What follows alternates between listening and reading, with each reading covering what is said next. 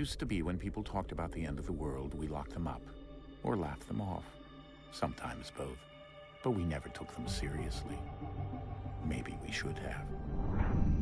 But I'm getting ahead of myself.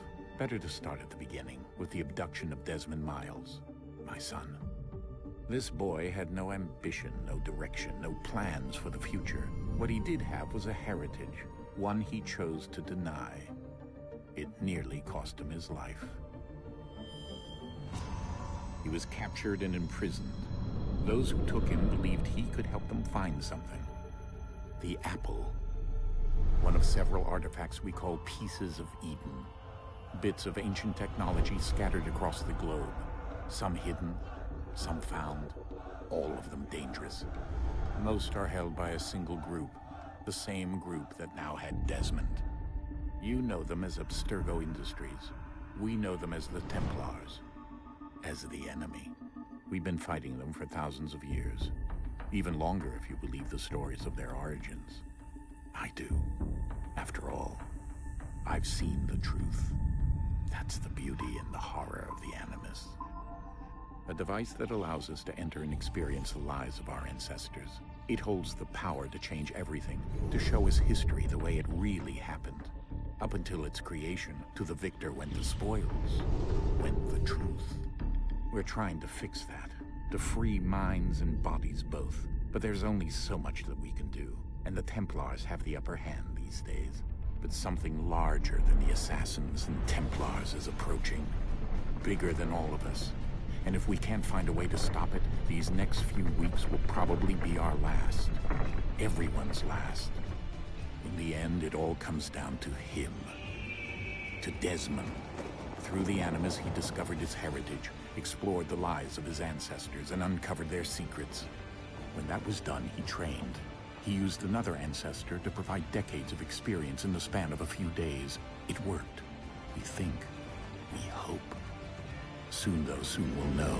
That ominous date fast approaches, December 21st, 2012. None of us knows what it'll bring, only that this is where they want us to be, when it does. They've been guiding us in their own fractured, frustrating way.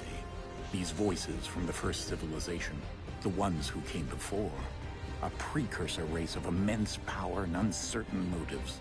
They're the ones who made the pieces of Eden. This is where they've led him, and through him, us. He stands at the entrance to this long-lost place, armed with the knowledge of Altair and the abilities of Ezio. He holds in his hands the apple of Eden, and we stand at his side, ready to support him however we can. His name is Desmond Miles, and he has brought us to the end.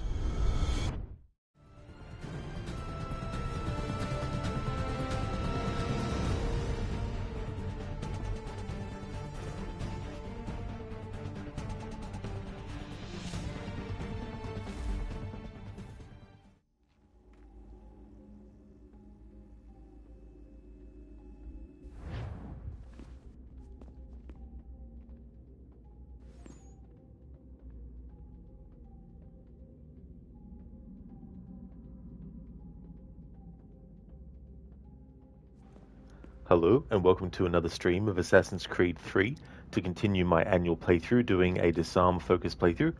Hey there Lucinda, thank you for leaving the lurk, really appreciate it. Hey there Lone, welcome on in. Thank you for the lurking that you've been doing too.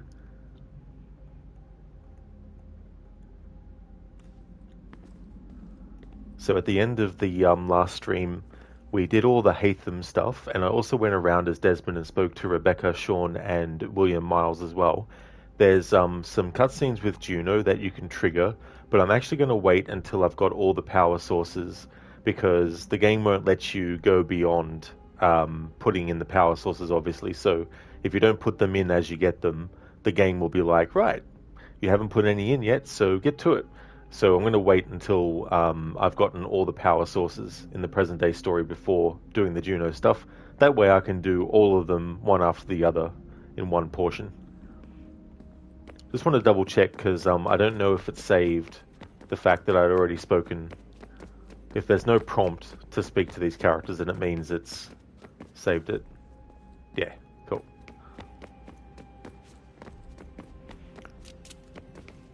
So in the last part, Desmond, Rebecca, Sean, and William, they all discovered that they actually have, Desmond and William are related to Connor, and Haytham, that Haytham is actually a Templar and not an assassin. So that was a bit of a revelation to them, and Desmond actually got punched by his father because he equated his father to the Templars.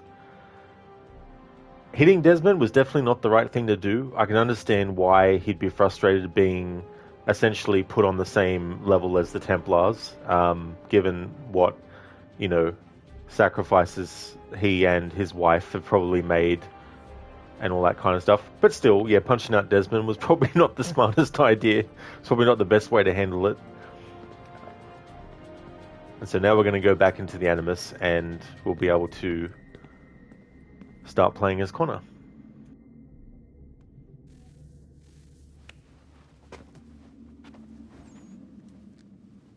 All right, here goes.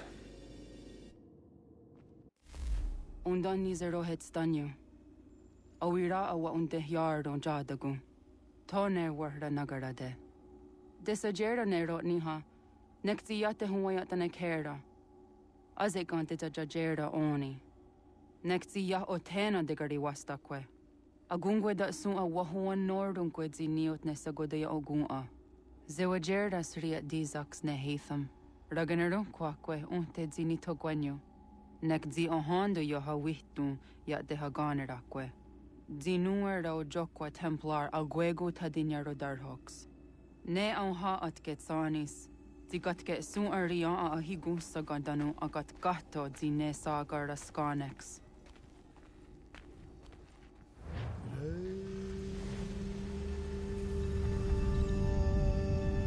I like how we played as Haytham, and then for a little bit in the loading screen we play as Zio, and then we play as Connor. I just like how it's like, Haytham and her connect to create Connor. Anyway, this is something I just thought of then.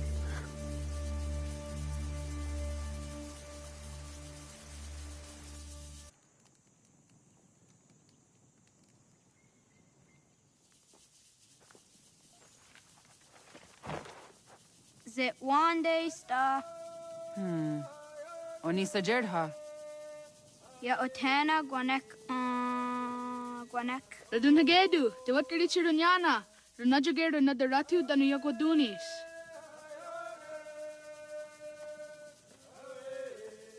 How was?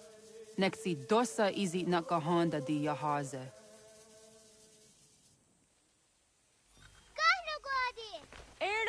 Di jono wat stage. Gari wes wat geno hardenyu tigo yorunya zawa dakwanya suma.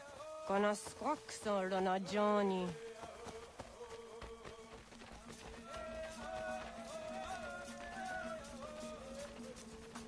Di zohak ohando dinyori yung garahkwatne. Hi, Star.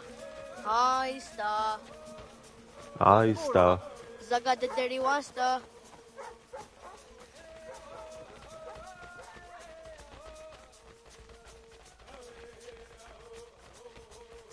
Zazah Dandi. Ha-oh, wa Zazah Dandi.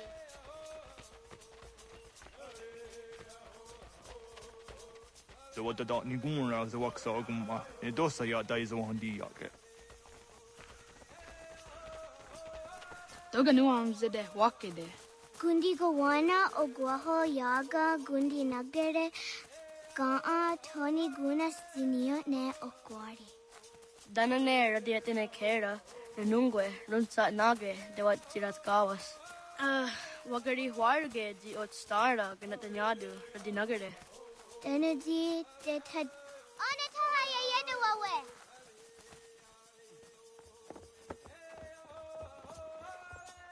Ana horda de what garitsa dunyane. Yagoda setuga.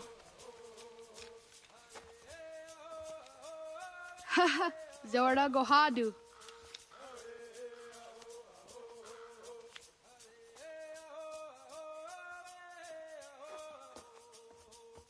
Is it as a datum? Aska Degani Asa Gayeri. Aska de what nyawe.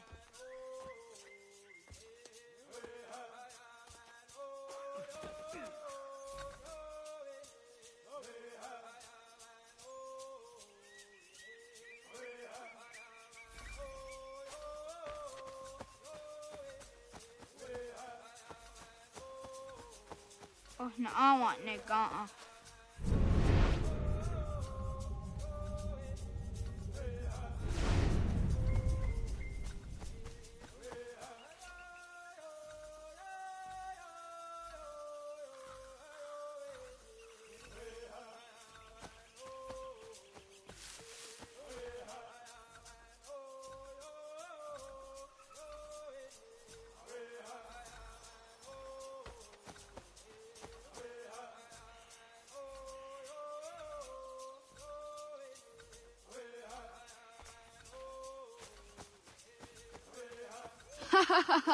Suti zo yande ne giga.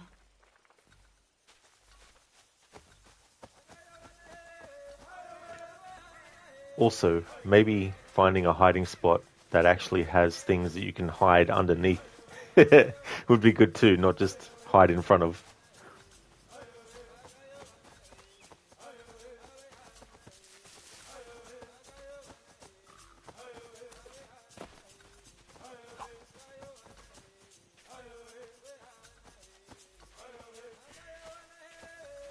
That's right, I forgot. You can make Connor skip at this point.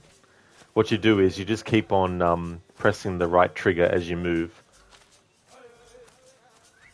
Once he gets into a rhythm, you sort of make it look like he's skipping a bit.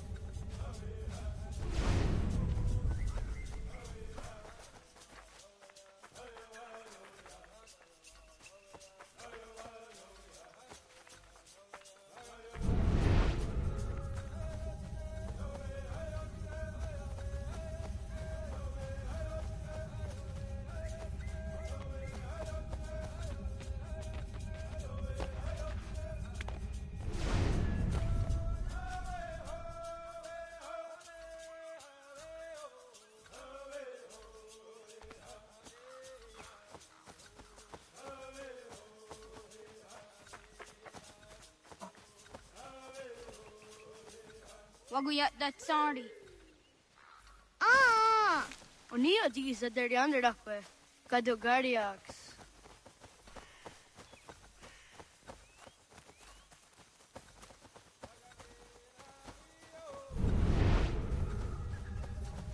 Dahaya yanere jinia ji aska dasete nana oya yaska howe. Asa tuge.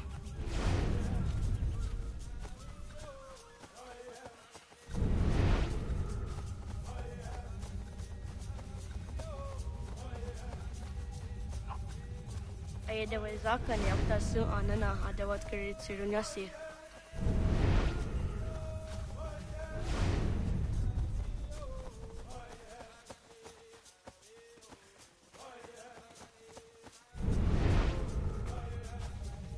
Nam ha adawa gadariyan da seria jinue oya aska dasetana. Zadodasi.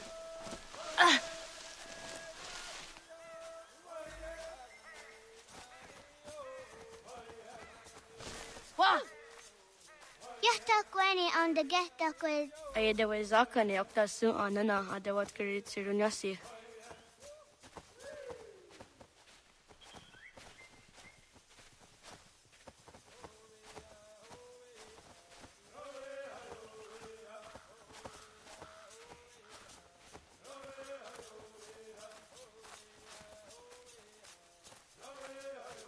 Kado gariaks.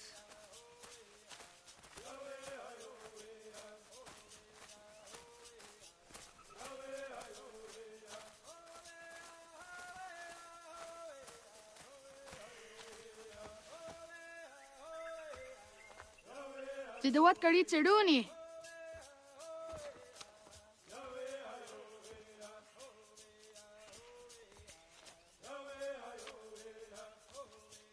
Izaya Hezayatewe. Aska, Degini, Asa, Gayerdi, Whisk, Yayak, Zada, Sategu, Jotu, Oyerdi, Oska Yuarde, Degini Yuarde, Asa Yuarde, Gayerdi Yuarde, Whisk Yuarde, Yayak Yuarde, Zada Yuarde, Sategu Yuarde, Jotu Yuarde, Dawasa, Dawasa Oska, Dawasa Degini, Dawasa Asa, Dawasa Gayerdi, Dawasa Whisk, Dawasa Yayak, Dawasa Zada, Dawasa Sadegu, Dawasa Jotu, Asa Niwasa.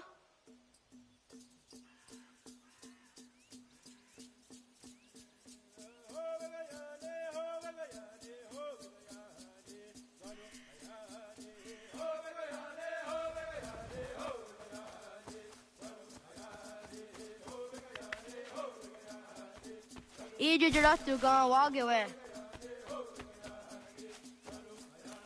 Era easy.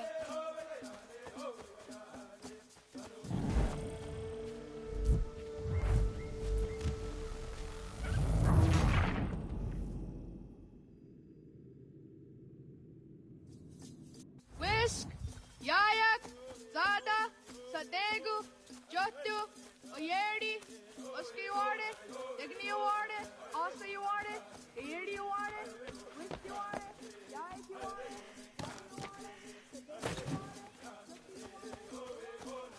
Yatawagani Guruni.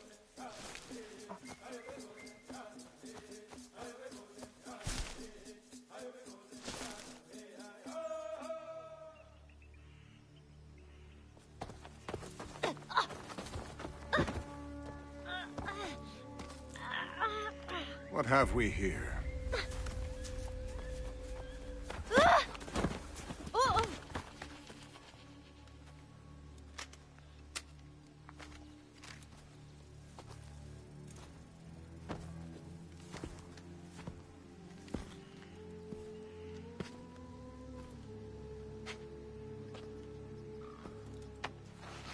You look familiar. Where have I seen you before?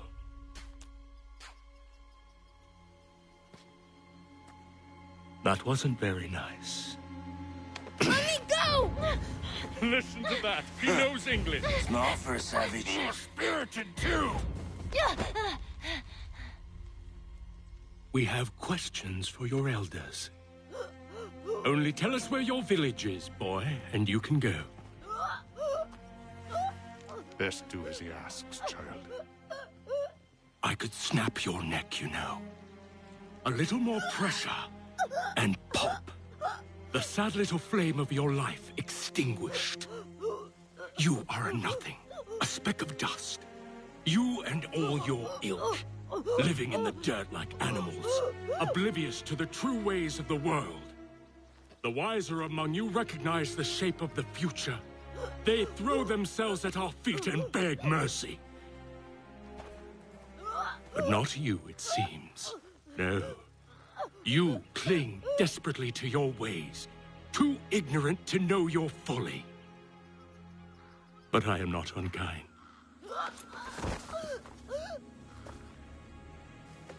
And so I spare you, that you may carry word to your people. Let them know the sooner we are given what we seek, the sooner you can return to your pathetic, empty lives. A fair trade, is it not? What is your name? Charles Lee. Why do you ask? So I can find you.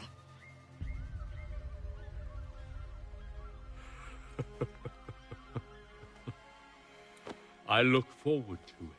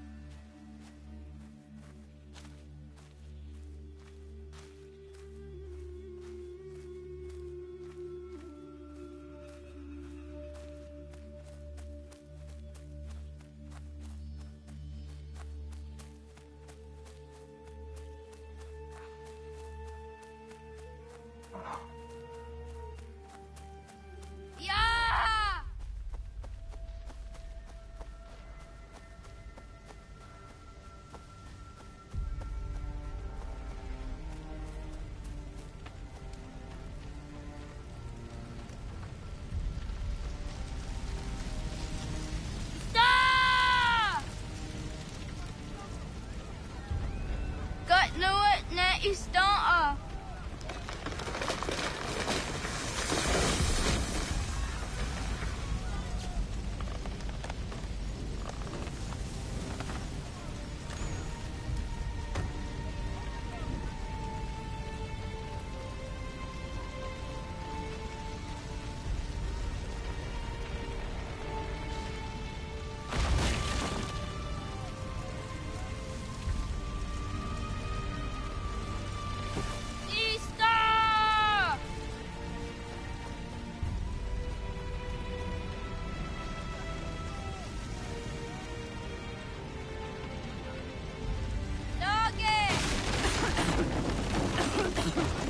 Radun hagedu.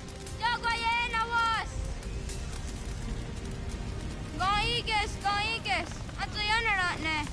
Yahta, John. Onak ti on sadego. Onak. Yajik andene. Zodi onaga ona.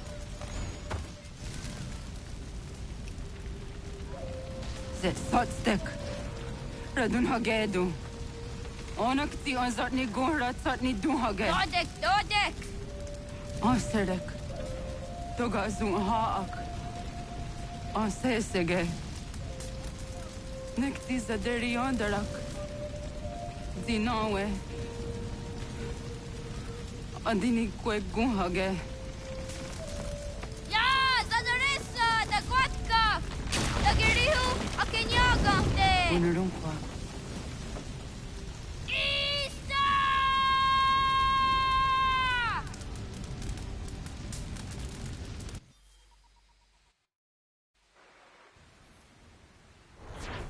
Ghana!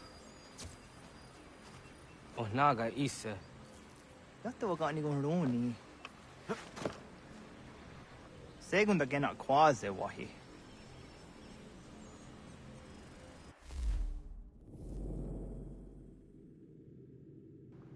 Indeed, Lucinda, and so it begins, the hunt for Charles Lee. Where is Charles Lee? Where is he?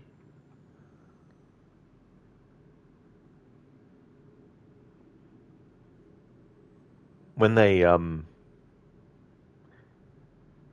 Charles Lee is like, choking Connor and everything, is like, tell us where your village is. And then William Johnson's like, yeah, you best tell him. It's like, well,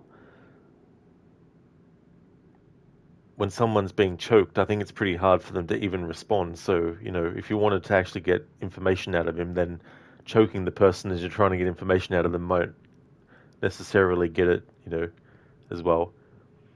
There's such a shift too, because in the first few sequences when we're playing as Haytham, we see the Templars in the way in which Haytham sees the Templars.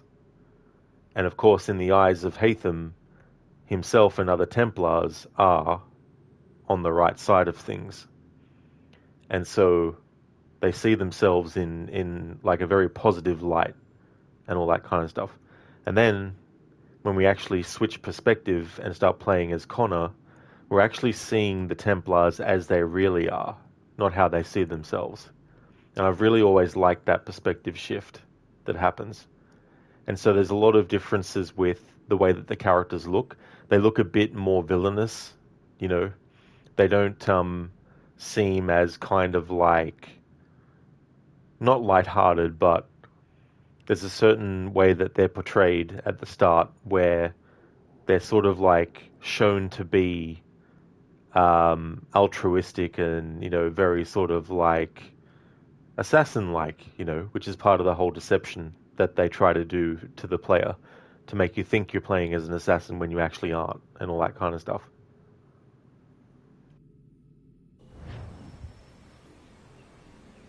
Gats, ngeni otaseraya.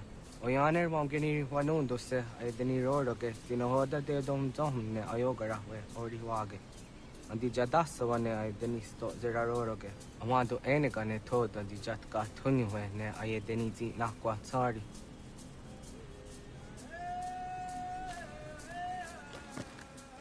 Wasqueni, ya zoji de wandore ne wahi. Wadu ganyas guts not the honor. Ya. Easy, Ona.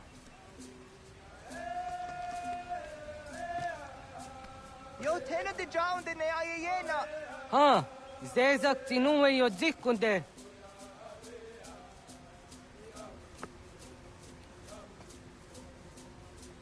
Zahaga yo yanere.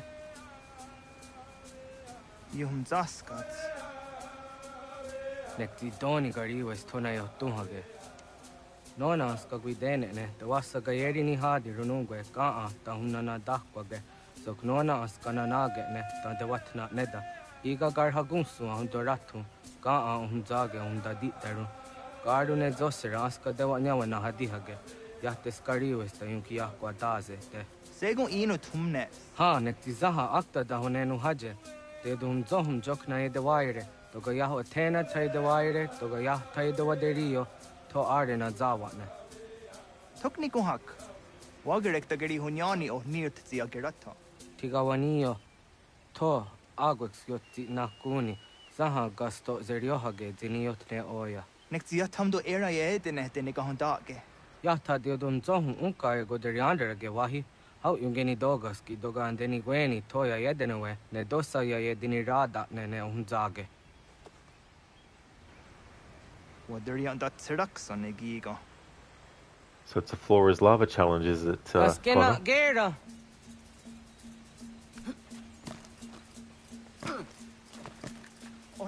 Serek zaha yo snoreha ke nona dijahtadi. Jogu de tonio.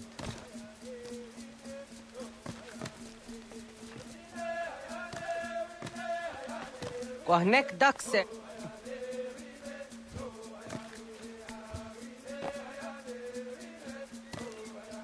Zah katstek, negadu di zaha set satstege.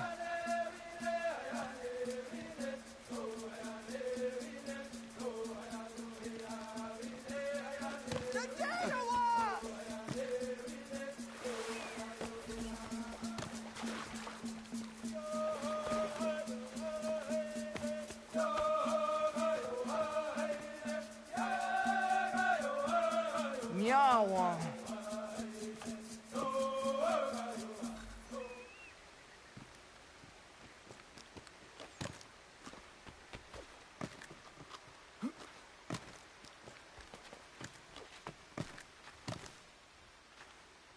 Ona andeni rata.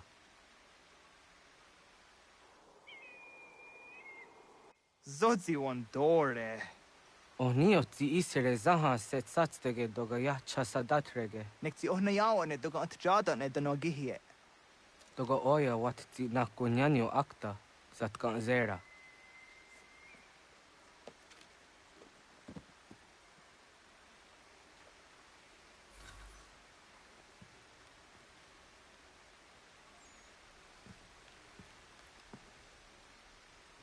Coffeeton, did this game have a native or English language option like in Tomb Raider?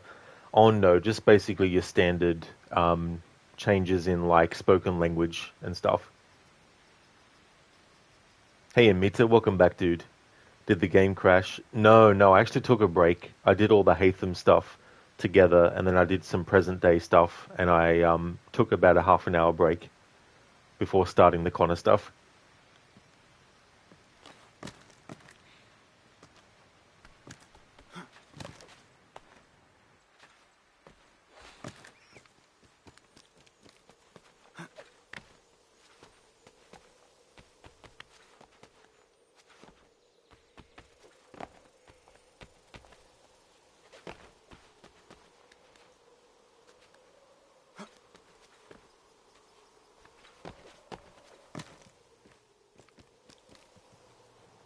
There's a great example of Connor's sense of humor coming up when he falls out of the tree and then his friend Kanondogon is looking at him and then Connor's like, what? I meant to do that.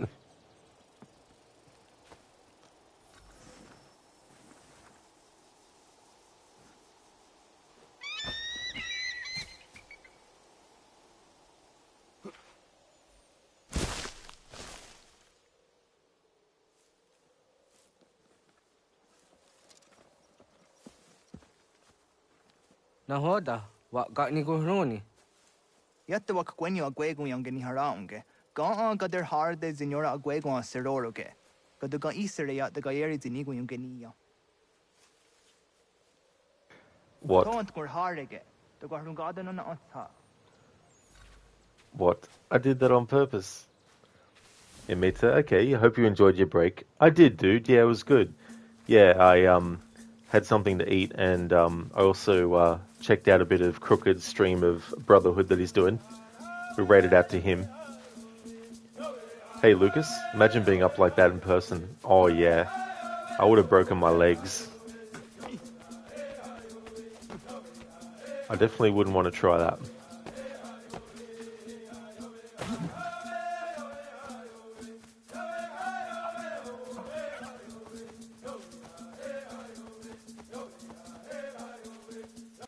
Så det då ena dagen gå.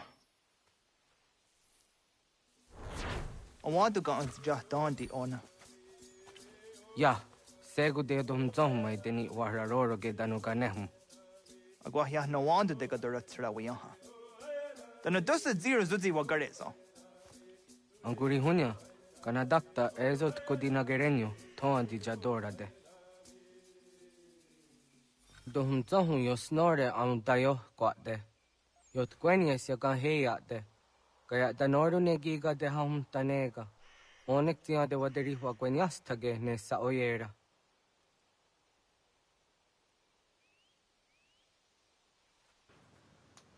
Dr. Darling, Indian Cat Jam. Is that actually an emote? Emit, you're on your way home now. Work is done for the day. Oh, very nice. That's good. Lucas, even though you're 6'3", you don't like heights. Oh, that's fair too. Yeah. Yeah, I'm not afraid of heights. My concern would more be, am I actually inside of something, or am I actually standing on something that's actually stable and that isn't going to fall or break or be destroyed easily, you know? Things like that. But having said that, though, I haven't actually been in situations where I've been, like, you know, bungee jumping or something, so maybe when it came to that kind of stuff, I'd probably be afraid of heights, maybe.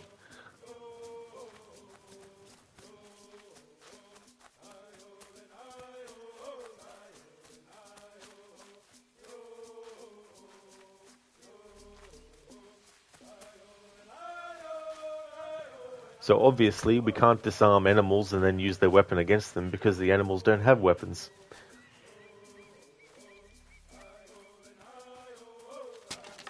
Sadadenak totas aunda sade sanuni. Toganze sadawate. Ande wadu nege negario. Tanu yan wadorat serayan ne. Agwa next izini wade saniyo. Ona andini yanzere.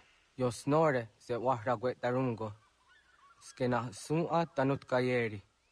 Yata o waru kok tate zaduhumzoni. Nektiganehum oni. Toga danzasteri ha. Ansi daksad. Anguna dunha se ona. Onio zi asat karhara.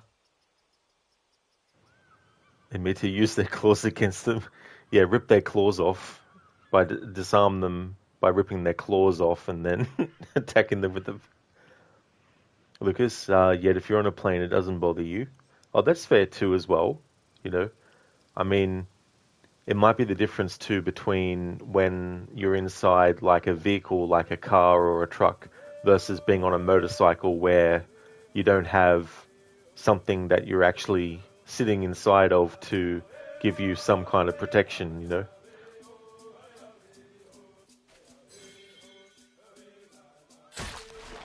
Jojerato onektia se tsari zinume guja darorox ne gundirio. Dio sumagaru de watskan hukwa. Diga negi rata. Zezak ne gayandere matrori zi unwak to dundundawarie.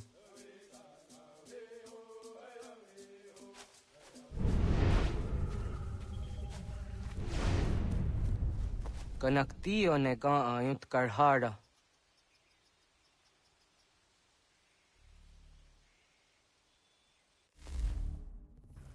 Oh, I see, Dr. Darling. That's fair enough. That's no worries at all. I thought it might be some kind of like emote, like what do they call that? 7, whatever it is.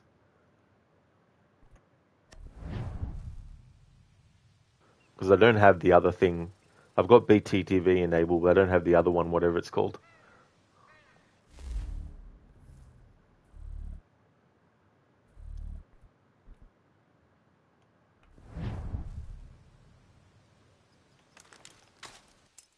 Hauki oya dijat karhara.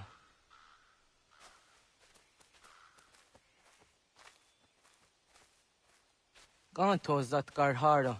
Kankaniot. Yo yanere. Hau jade nyanda ne zaha gario dawana ye deniena. Jini gariwe sugenir hare.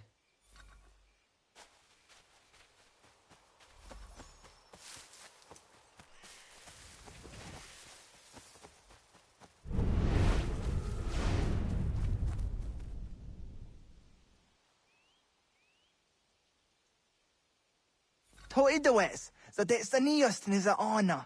Ya, kayagwire dano gahore aunaya anga daksa de ne ganehum. Negigas kayada gesnu sage angats de zi anjena. Onaktis kena asun a ange. Toga oskenundu ayungeniga awadego. Takwaderorok.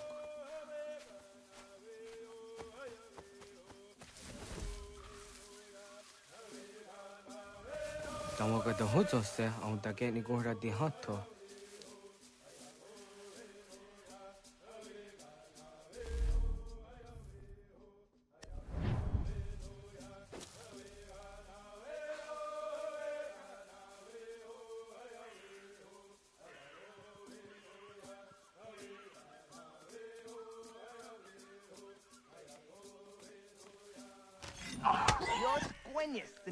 Serio.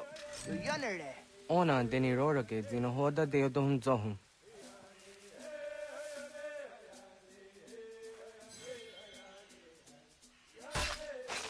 On zejatka zera neyunt kar harakwa.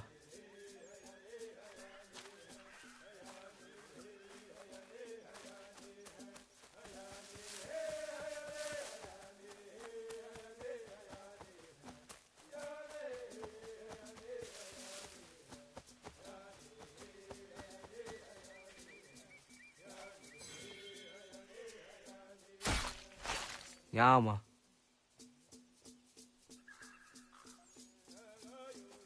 Tim jadum zoni segu, nekti yatte zugini naktude. Onekti de deni zaru ajadora de.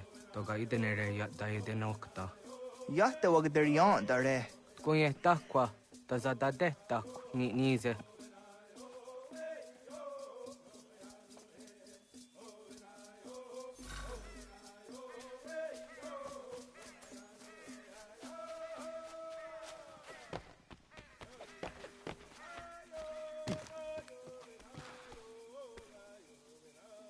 It makes you wonder if they hired two different actors for Connor, or is it the same?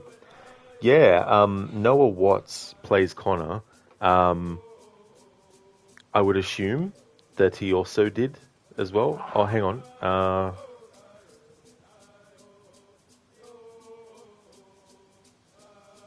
No, here we go. Yeah, so I'm reading the Wikipedia. Yeah, so he wasn't a fluent speaker of the Mohawk language. Used a language consultant to help him get Connor's lines in Mohawk correct. Yeah, so Noah did both dialogues.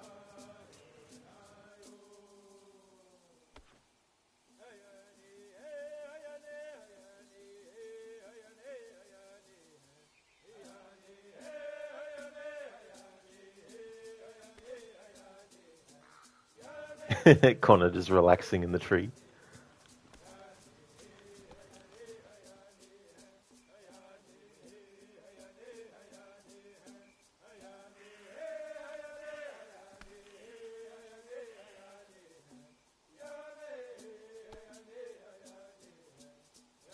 Oh yeah, me too. That's totally fair to think, yeah.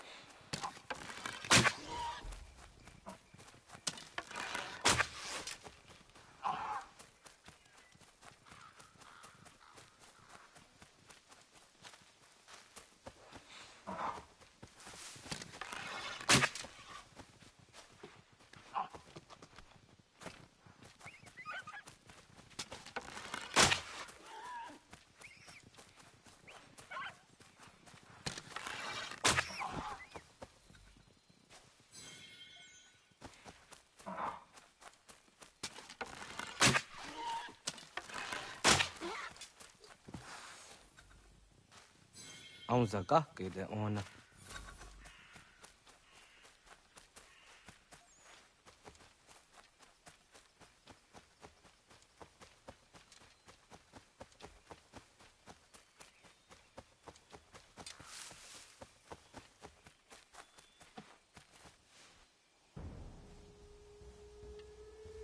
Kana dogu? Ona awa ne.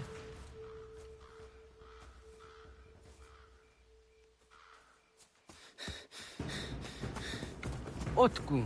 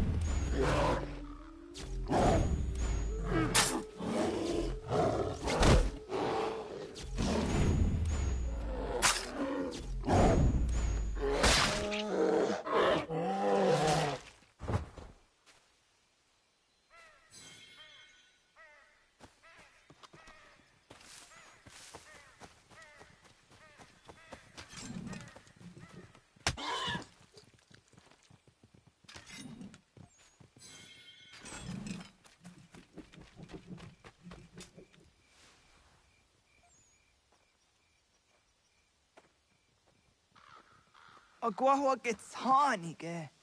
Was get nyaga de. Nyawa. Amze jahtandi ona. Ayawa siro najage hodi ni guhrayanda ne. Tino jera yah ezo de tiena. Nektiato deot. Oh niot. Rat dukhawa hageri hunya.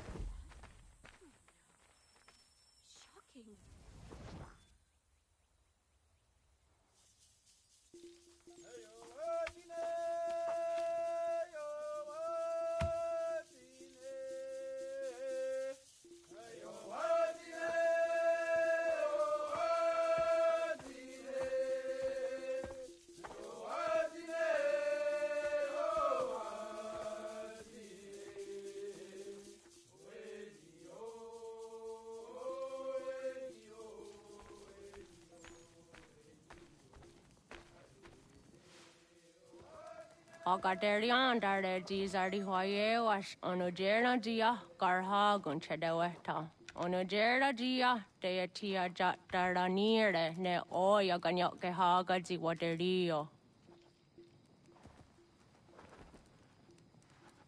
Uma wasundade donzaderi hua seraguase. Yohunjanorunge yunguadenadayan danune amha ajunguaderi wayani ne Ayatia se Donisege unjunhuza.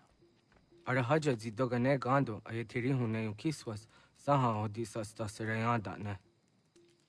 Yunguadora zine to na yadewayer hage. Yunguayat dodarhe zinogayera ne deetiswa neda. Danu ne dogat to no dewayere yot deru ayunguajonha se.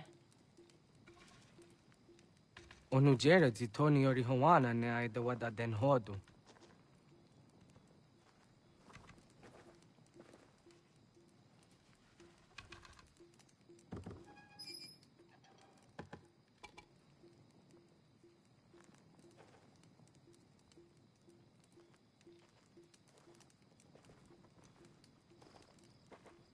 Ona hoda tiga. Kan hoha. Oyane?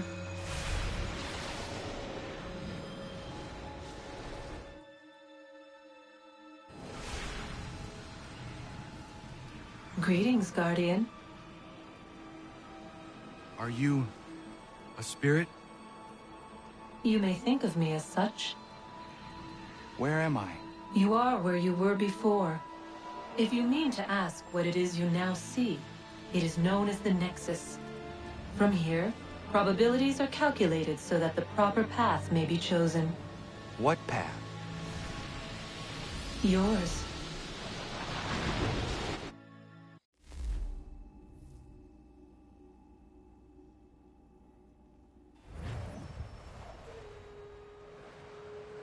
Follow me.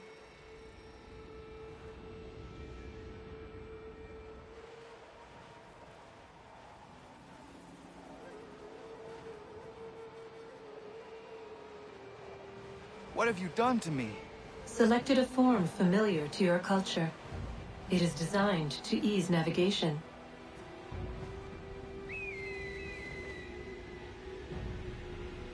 We have waited millennia for your arrival. You, who will bring to him the last piece, that he may open the door. I do not understand. Nor need you. I sense my words cause pain. But such was not my intention. You are important, child, in more ways than you will ever know. As we speak, forces gather in secret, preparing to seize control of the land. If they succeed, the sanctuary will be breached.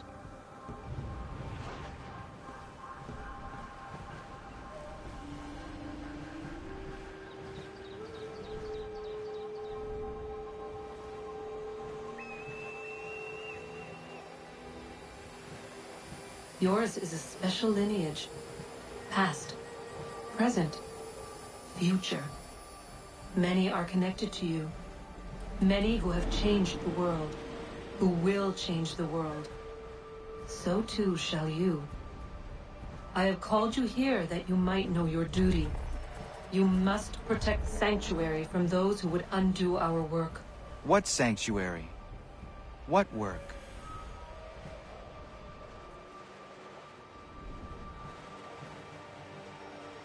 Maintaining your current course will result in a negative outcome. Premature access will destabilize the region. Your village and its people will be destroyed.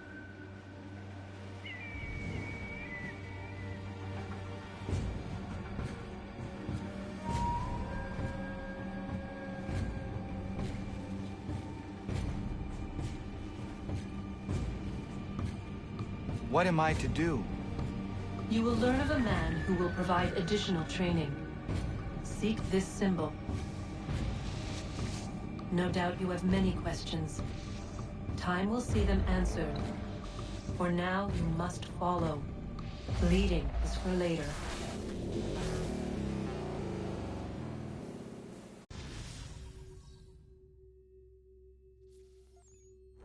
Wicked, her voice lines seem a bit off. Or do they? Like lip sync. In Me to the first AC game, we used the eagle or there only for a little bit. That's a good point, yeah. That's true.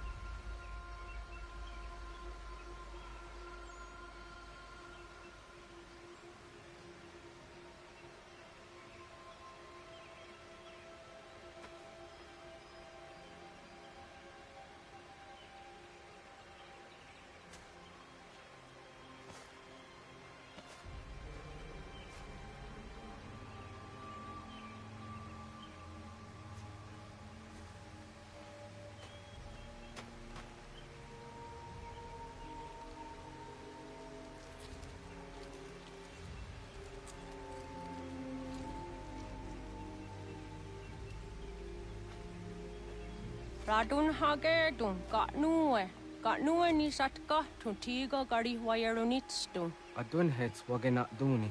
What garo di rungwe daya jadatka. Agena dun hase o nio di akande. Da tune tiga runungwe. Easy na gahanda di tunes. Gari wesi wagaderiandere. Tanu ize gi oni. Arahaja diza detni gon rizu ne dosa seri wayena.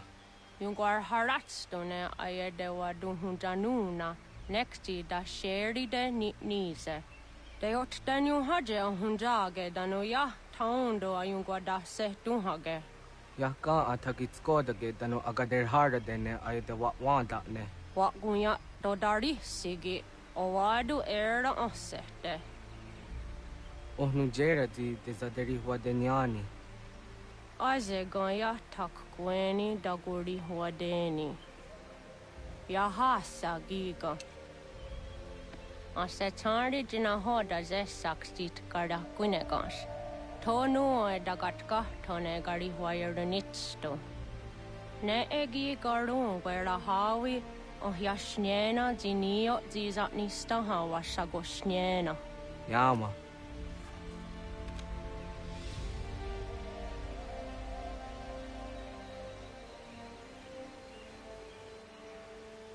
Serdia sadoga, nekti gets hani sudzi ezos are harde.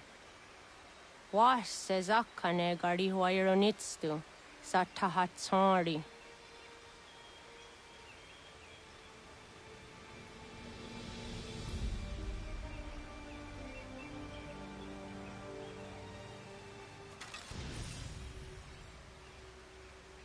Wicked, at least for you, Owen voice line delivery seems like a bit too young. Connor delivery sounds older than her, but it's just you nitpicking. Oh, okay, yeah. Yeah, no, I definitely wouldn't have picked up any of that, that's for sure. Leaving home was harder than I thought. I expected the journey would fill me with a sort of pride, a sense of accomplishment. But whatever it was that carried me away from home soon fled, replaced by questions, and no small amount of doubt. Had I been too hasty? Had I made a mistake? The others in the village, they thought this was something I wanted, something I chose to do. But it never felt that way to me. No, it was not a choice. It was an obligation. Because if not me, then who?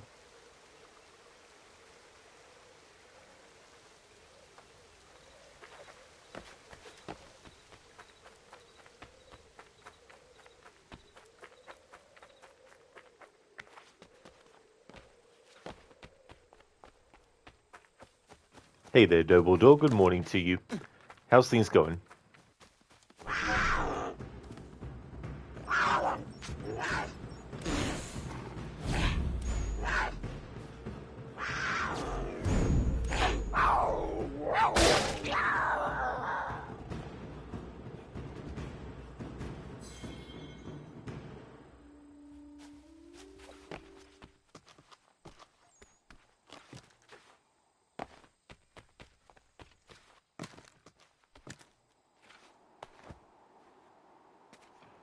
Oh, excellent, Dumbledore. That's good. Glad to hear that things are going well. I hope you've enjoyed your coffee also. That's cool.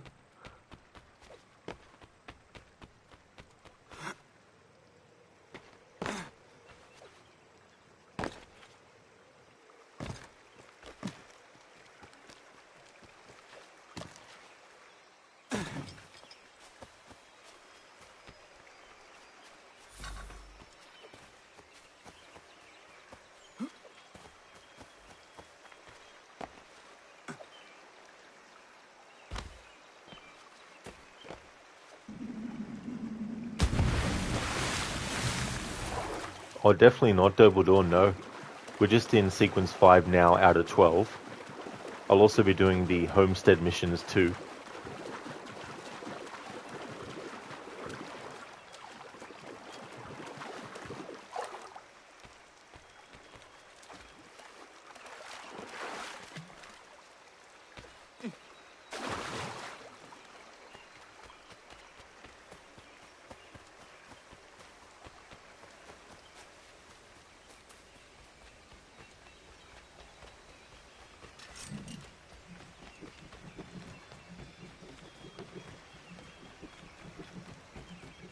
I like how we actually see Achilles.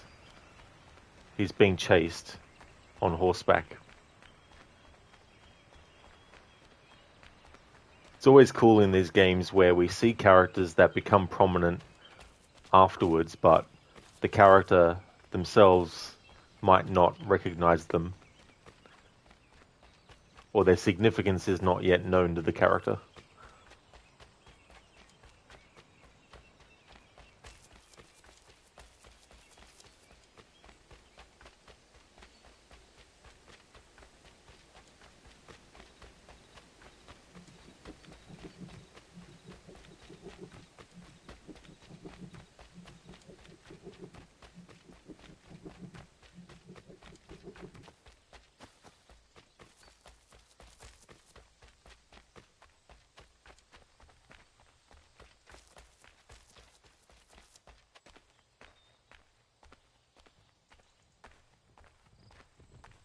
Get out of the way!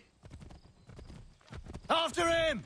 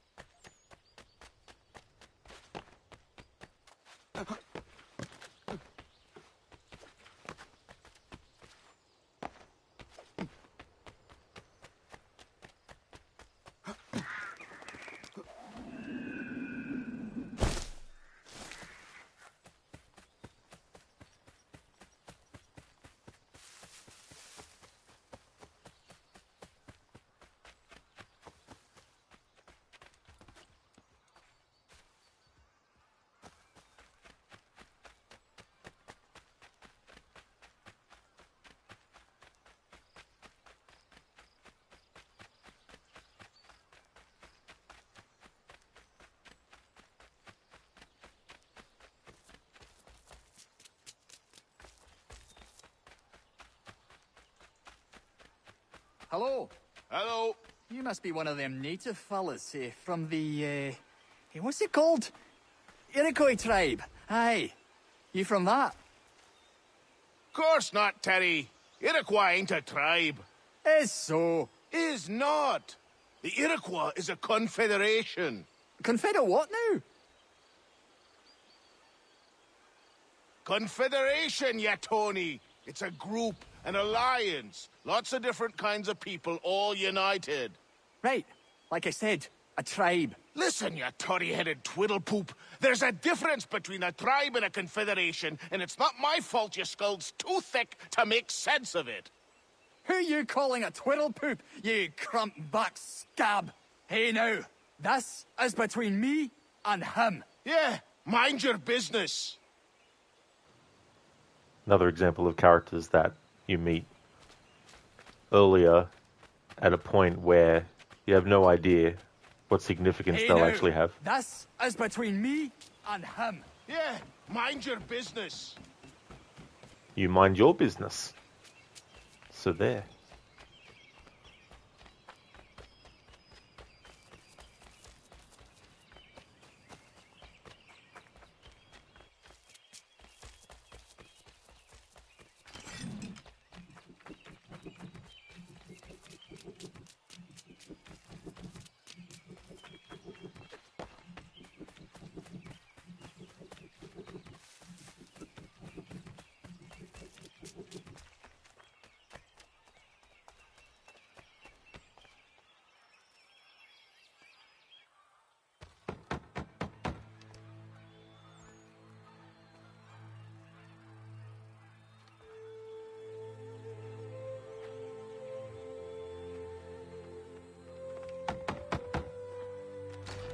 What?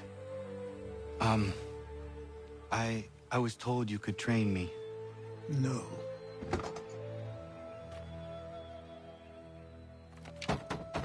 Go away. I'm not leaving!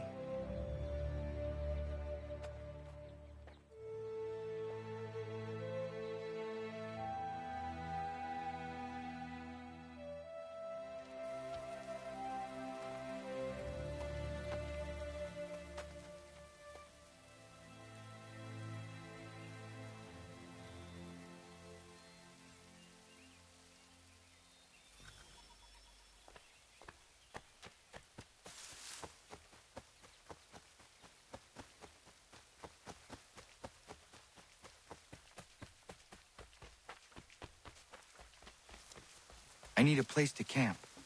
This should do.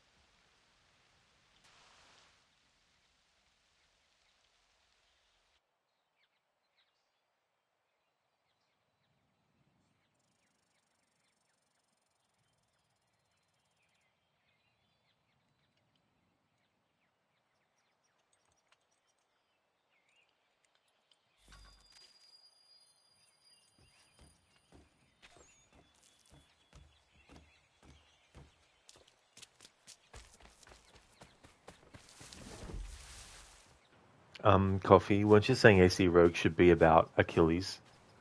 Well, I think there should have been more about his wife and son, and also how he deals with their death.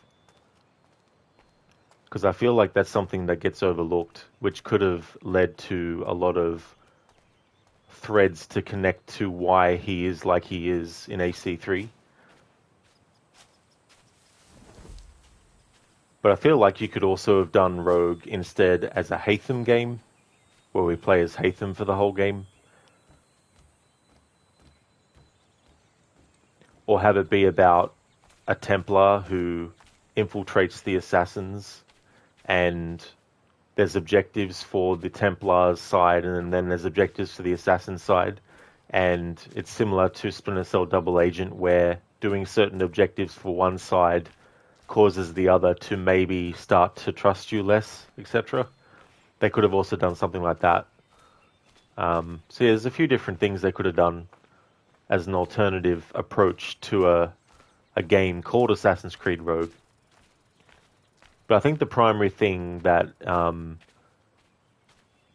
relates to Achilles and everything, like for me, if you made the character that you play as, who actually becomes a Templar, be the one who kills Achilles' wife and son, and also fights Achilles and then injures Achilles, but sacrifices themselves in the fight, where they lose the fight, but they lose it knowing that they've caused so much chaos for Achilles and the Assassins.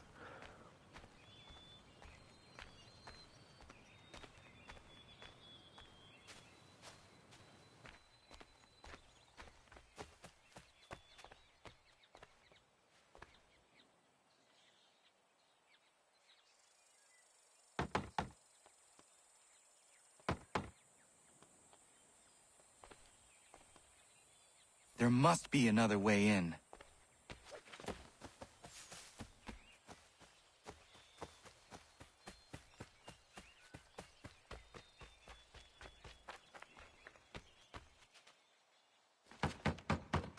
Please, all I ask is a moment of your time.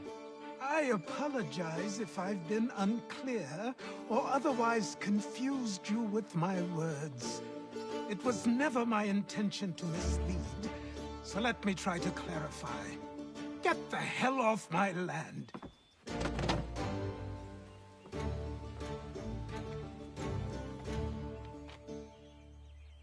I'm coming up!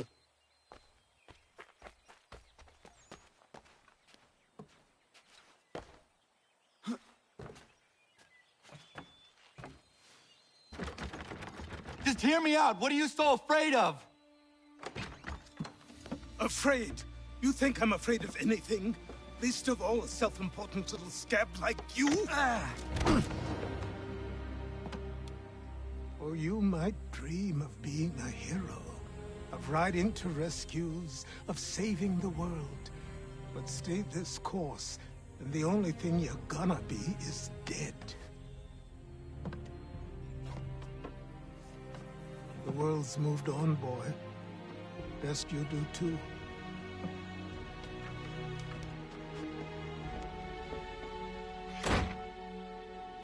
I will not leave, do you hear me? I'm never leaving. Just wait, old man.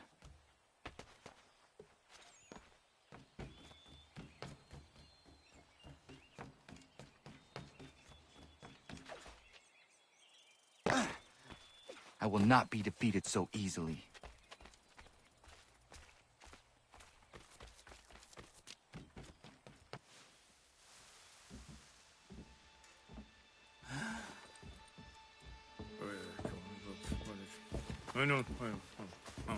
These are square toes. This'll be easy. That's what you said last time, and I wound up with a dead horse and a dark eye. Who are you? No one you need concern yourself with, little britches. Best cut for something bad happens. No.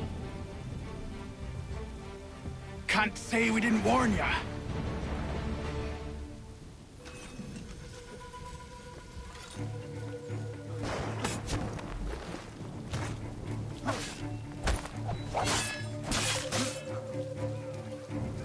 Oi, brothers!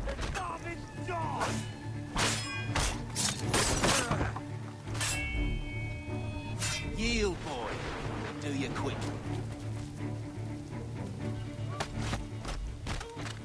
Songs and spirits can't save you now.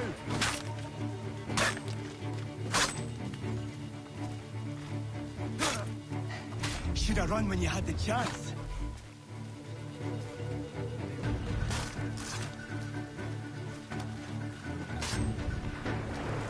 You're only making things worse.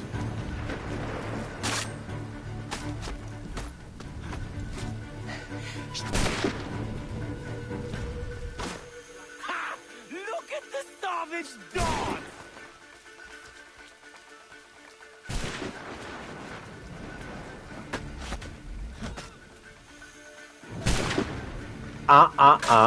I'm not counting that. I was aiming at the guy that I fucking stole the weapon from. Songs and spirits can't save you now. I was moving the control stick in the direction of the character that we stole the weapon from, and Connor automatically shot the other guy instead. Songs and spirits can't save you now.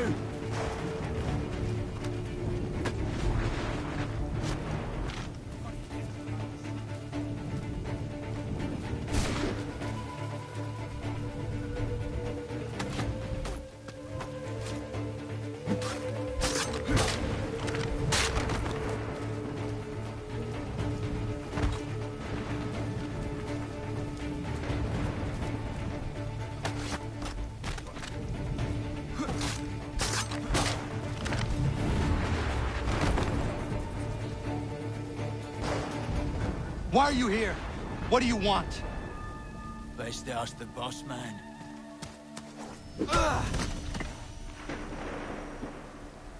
You working for the old man, then? That it? Maybe this'll get you talking. Oh. Oh. The way he just goes, oh. Like a gust of wind just blew in his eye. Thank you. Clean this up.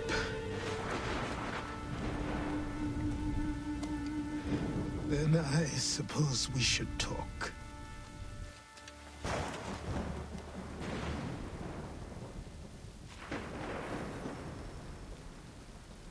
It's annoying when that happens because the enemy I disarmed, I was actually moving the control stick in the direction that they were, and then I pressed the button to shoot while still holding the control stick in the direction that they were.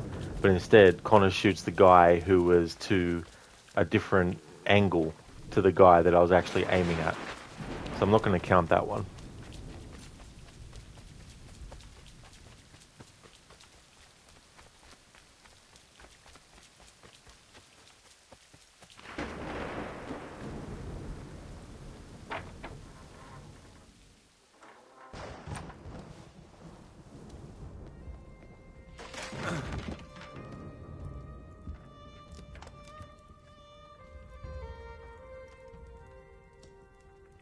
Sorry.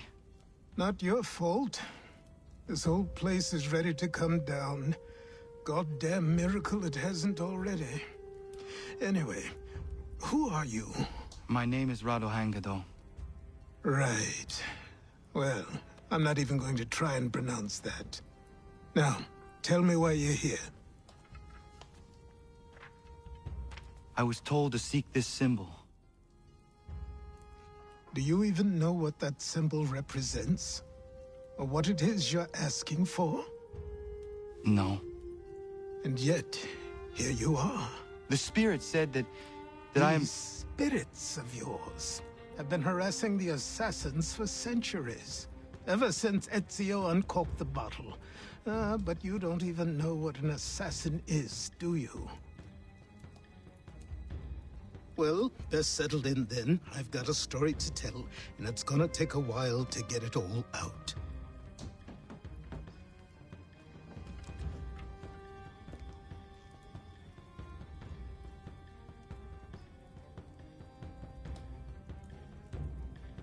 And so, this is why the Assassins have dedicated themselves to the pursuit of the Templars. Because if they succeed, your spirit's visions will become reality. Then I will stop them. Oh, I have no doubt you'll try. Come on, I've something to show you.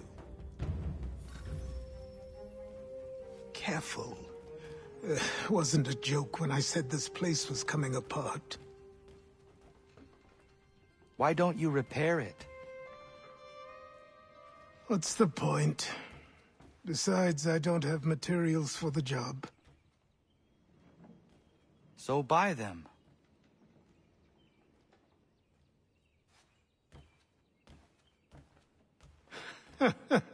Look at me.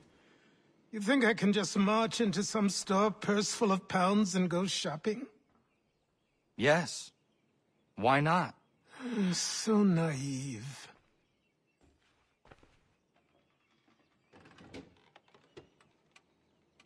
This way.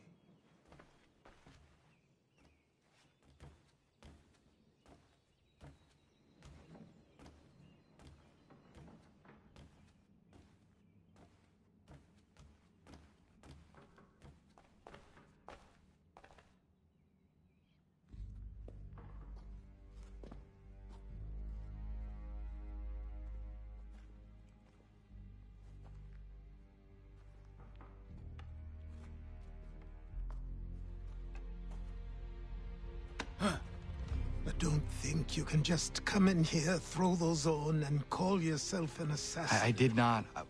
I would never presume... That's all right. I know they've a certain allure.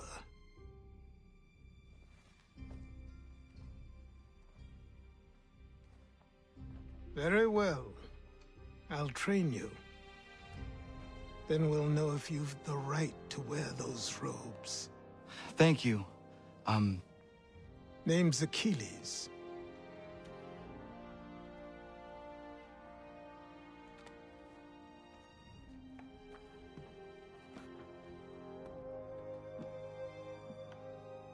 Come on, then.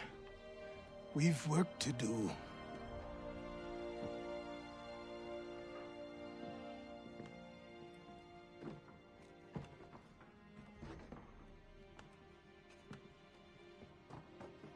You are a speck of dust, a nothing. You and all your kind. Living in the dirt like animals. Oblivious to the true ways of the world. What do the Templars want? What they've always wanted. Control. They see an opportunity in the colonies. A chance for new beginnings, unfettered by the chaos of the past. This is why they backed the British. Here they have a chance to illustrate the merits of their beliefs. A people in service to the principles of order and structure. I have seen what is to come if they succeed. They have to die, don't they? All of them. Even my father. Especially your father. He's the one holding the whole thing together.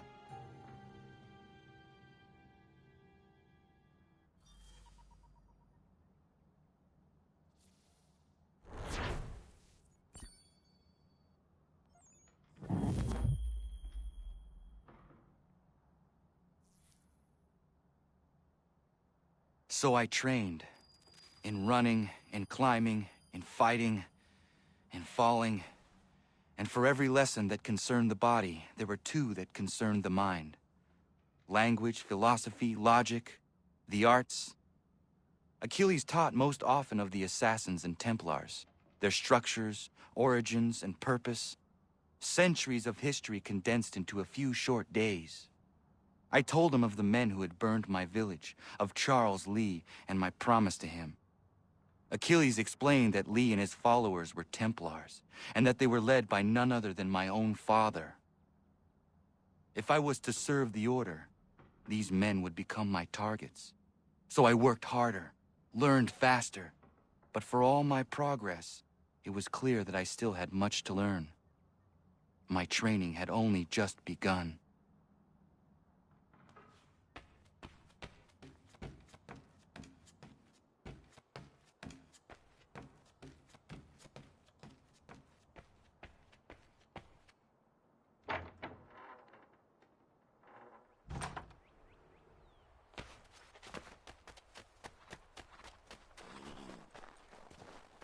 Good evening to you.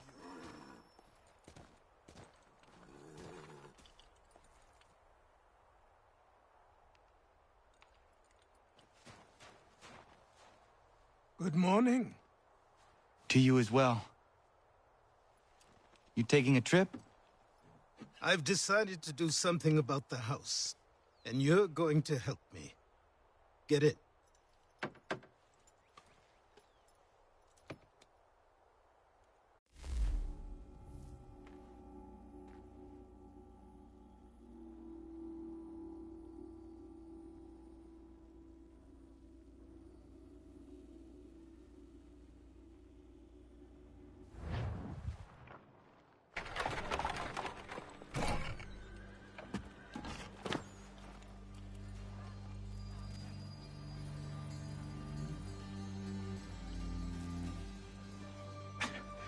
Don't stare. Sorry. Come on.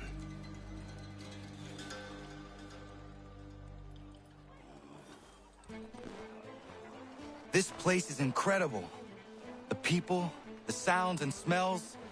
I could walk these streets for days and know not even Stop a half minute. its wonders. Hold on a second, mister. We want I to talk thought to the you. same as Noticed you you got a upon thief's a tag. time. You want to prove These yourself? days, Here's a list I of things much for you to prefer get. the quiet. Timeout game, timeout. All this ridiculous shit overriding the dialogue.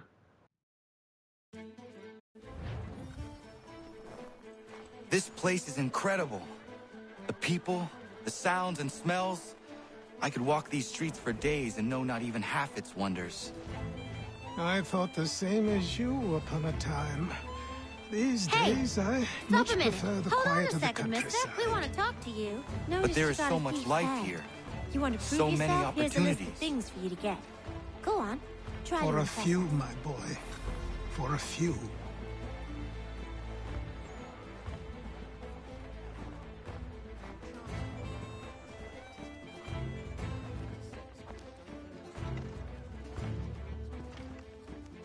There's a store close to here. You're to buy the items on this list. Tell them where the carriage is, and they'll see that it's loaded. Understood? Yes. Good. You're also going to need a new name.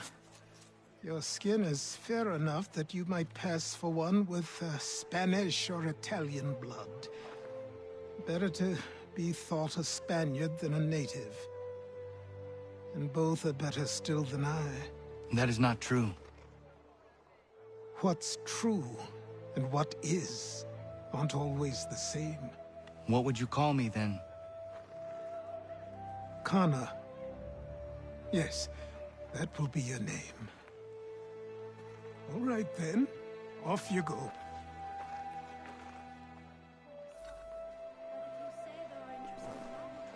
Alright, Zom. I'll get that leap of fail.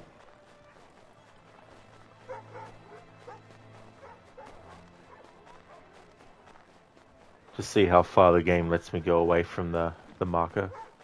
It should let me go pretty far.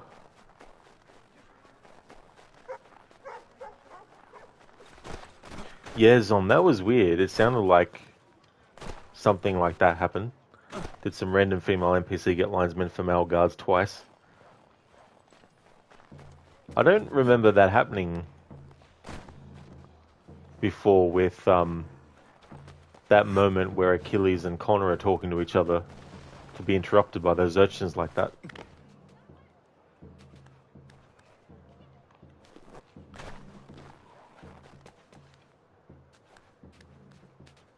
Where is Charles Lee? Where is the Alliance map? Where is Jack Burton? No idea, Mr. Goatee. Probably with Gavin. How's it going, dude?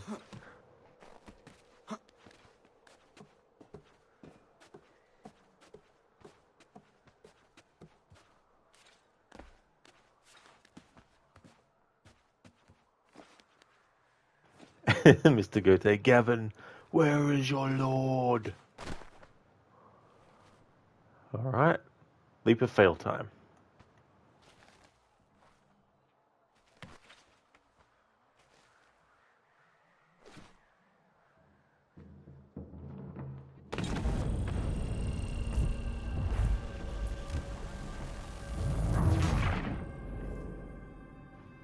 Thanks for redeeming that, Zomb.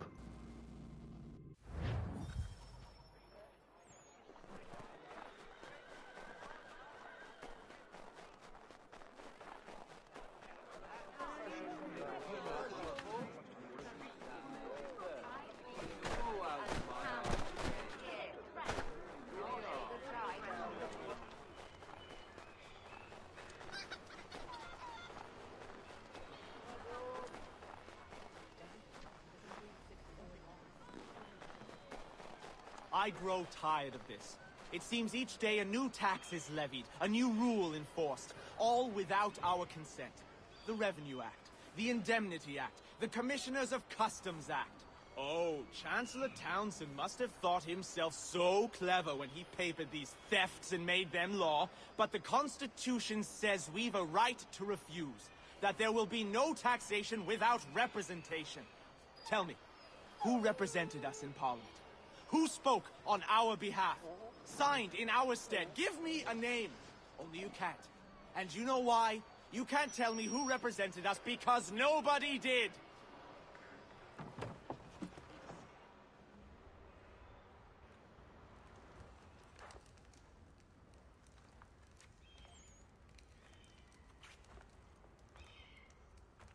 You lost?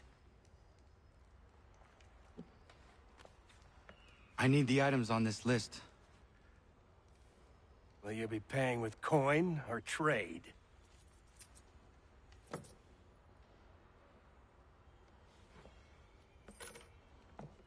Some of these things I have, some I don't. Lumber's hard to come by since my supplier up and vanished. I have the tools and pitch, though. Nails, too. So, where do you want this delivered? Our wagon is near the State House.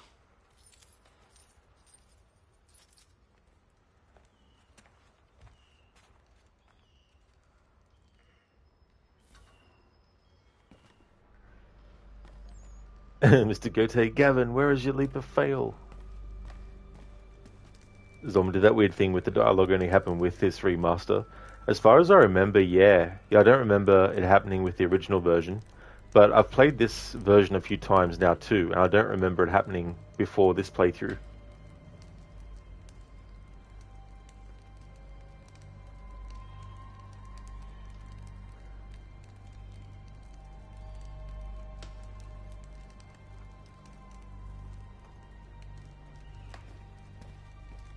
Mein Herr would like...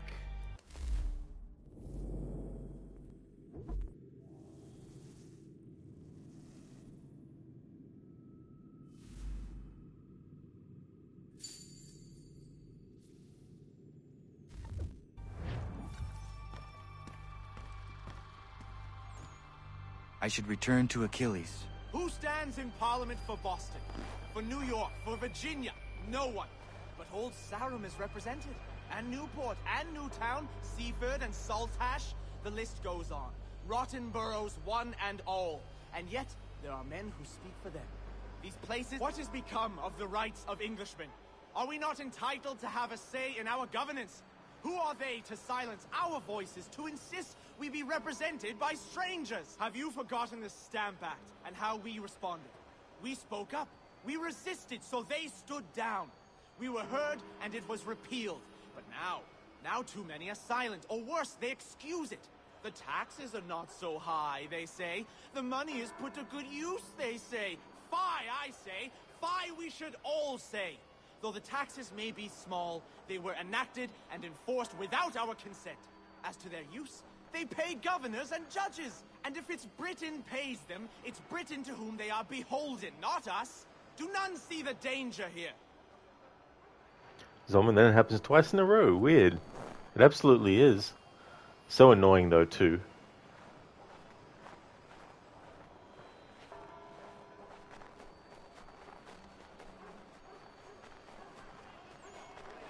We're headed to the customs house to toss some quips at the lobsters. James, Sam, what happened? That's what we're going to find out. With me! To Follow King me. Street! We'll show them! Down to the customs house for a spree! Come along!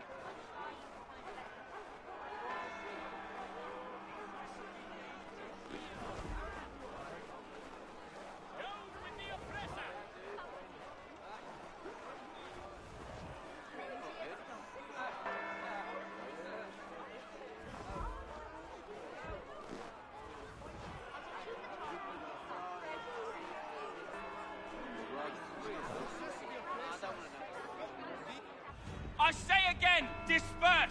Congregating in this manner is forbidden! We're not going anywhere, Bug! Oi! Why did you go back to England? No good can come of this chaos! Return to your homes, and all will be forgiven! Never! Not until you've answered for your crimes! You're right, cowards! You don't scare us. Pointing guns at unarmed We folk. ain't afraid! There. Is that my father? Yes, which means trouble is sure to follow. I need you to tail his accomplice. This crowd is a powder keg. We can't allow him to light the fuse. But nothing. Do as I say and go. Come on, you gosh-gutted coward! You doesn't shoot at me! Hey, Lobster! Go ahead! Fire your little gun! You red-backed, rum-soaked, bacon-faced lout! I do soon fight you this on you! You reeky fraud! Take a swing at me, why don't you?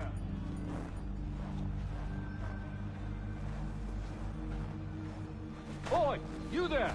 What's all the fuss about? Fire at the townhouse.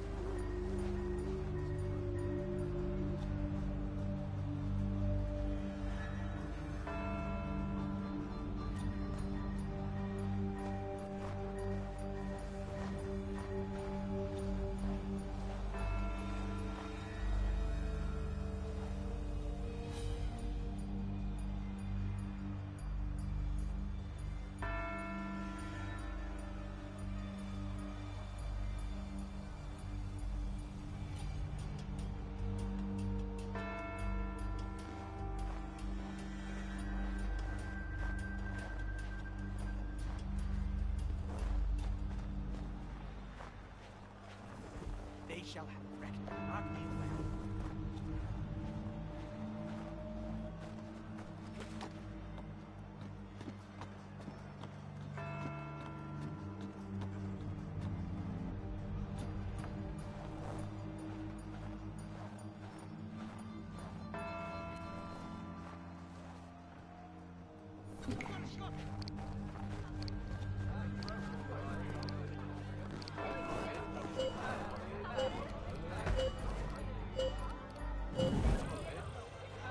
Alright, so I couldn't get him to actually attack me.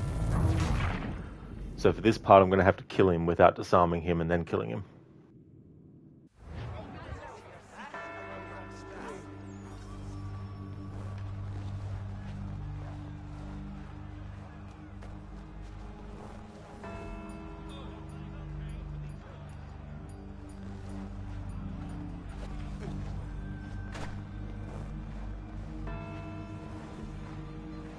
Boy, you there! What's all the fuss about? Fire at the townhouse.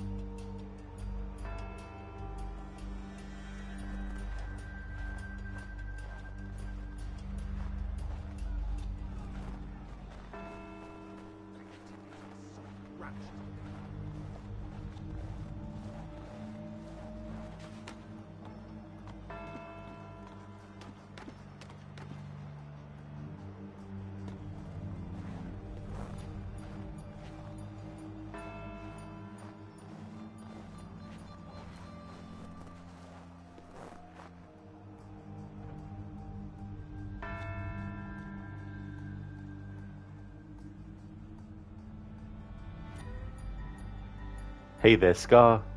How's things?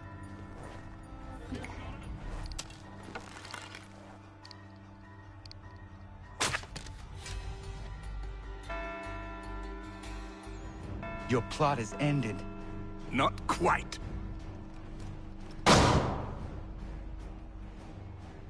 Damn you! Fire!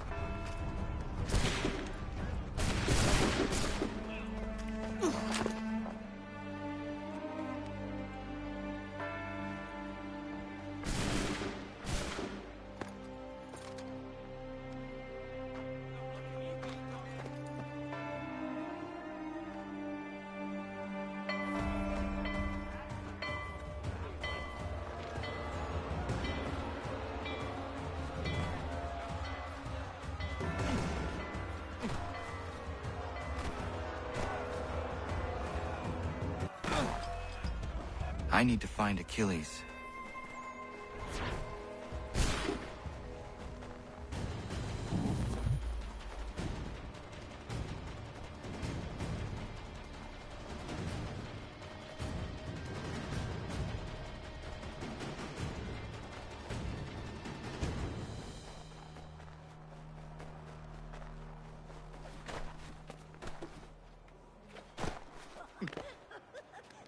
Oh, nice, Scar. That's good. Things are going good, and you're eating Japanese food. Oh, very nice.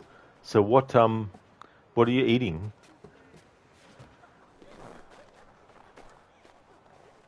As for me, I'm going well, Scar. Going good. I started this playthrough earlier. I did all the Haytham stuff, and then I took a break, ended that stream, took a break, and then came back after the break to do some of Connor's stuff. So once we've done, I'd like to do sequence 6 before ending this stream, and we're currently in sequence 5.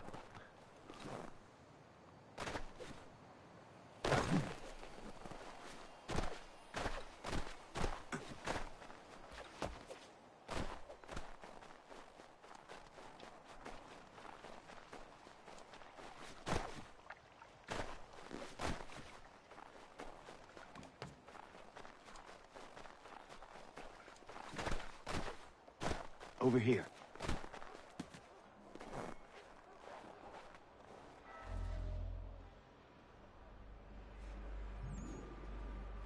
You're Achilles' boy. Connor, was it? I saw what happened at the townhouse. A fine mess, that. Who are you? Samuel Adams, at your service. Achilles asked me to get you out of Boston. Explain. The whole city's looking for you. Oh yay, oh yay! A criminal stalks the streets, wanted in connection with the massacre at the townhouse. Citizens are advised to call the guards if they see him. £10 to whoever brings this madman What am I supposed to do? Or you can take down these posters for a start. Return to me once you remove the others. Take down those posters and then we'll talk.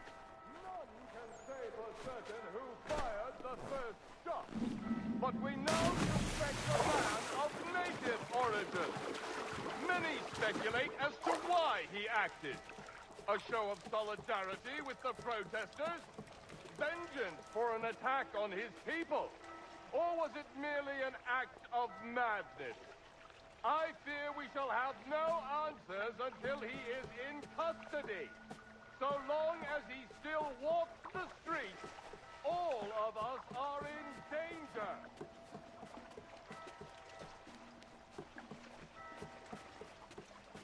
Folks, darling, Rod speedrunning the AC Marathon to get to his favourite entry, AC Rogue.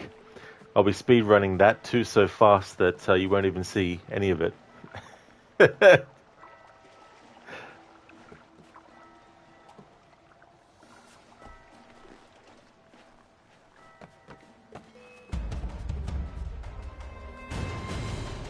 The detection in this is really, really messed up. There was literally no one in the vicinity looking in the direction of Connor, but then the game's like, they detected you.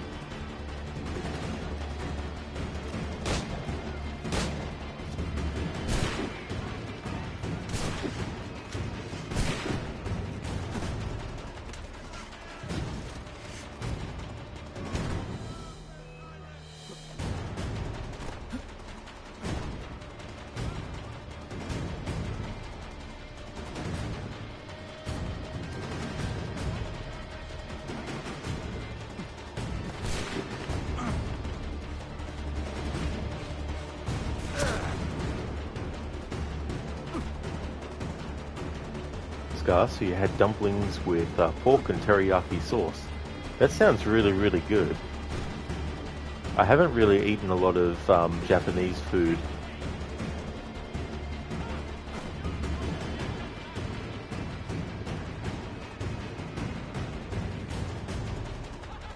Dr. Darling, Rod launches AC Rogue, Rod shuts down the stream, Rod sorry technical issues with on AC Unity. I always like to do what I call a don't play playthrough of Assassin's Creed Rogue. It's a very, very easy challenge.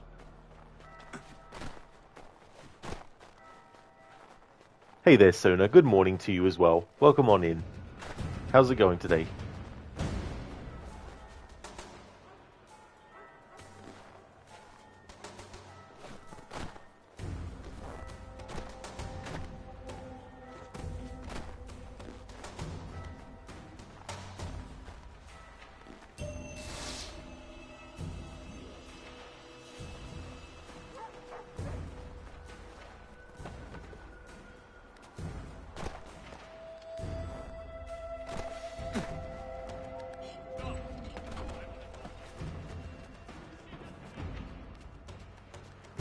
Oh, cool, Sony. You just finished playing cards. You're laying down right now.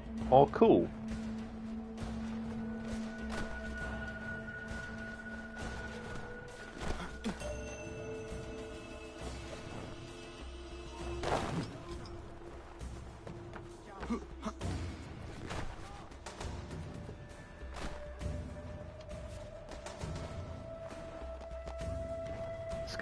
Crispy fried pork, also with teriyaki, also entrecote with yakiniku sauce, and of course rice. Oh, cool, Scar, yeah. I probably butchered those words.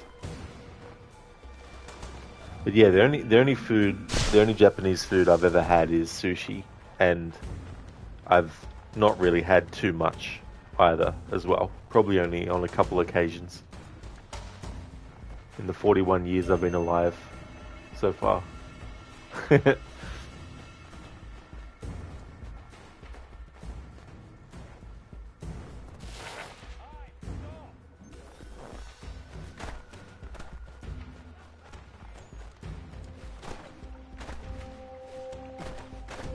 So it's not easy to translate food to English. Oh, that's definitely fair though as well. Yeah, there's definitely a lot of tricky aspects about it.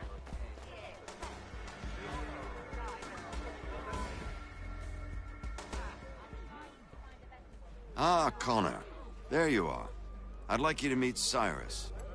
Is he the killer? Peace. Cyrus is on our side, or rather, for the right price, he will be. Have you seen this man? Watch and learn.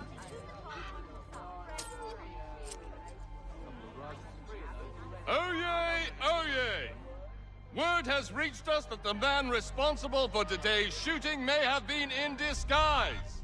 A wig and makeup tin were found near the scene of the crime. Witnesses describe a middle-aged gentleman of pale complexion fleeing towards the wharves, rifle in arm. Thank you kindly, Cyrus. Pleasure. Come on, then. There's still one last bit of work to do. He's the great-grandfather of Miley Cyrus. Where are we going? To the printer. Where do you think all those posters came from? They're made by a machine. We need to shut it down.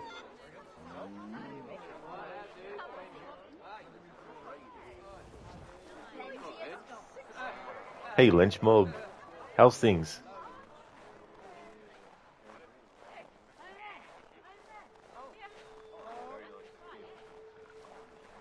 Stay here.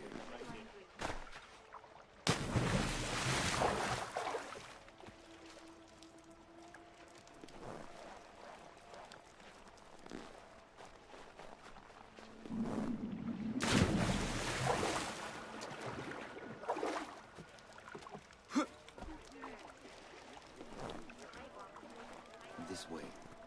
Stay put. Let's get going.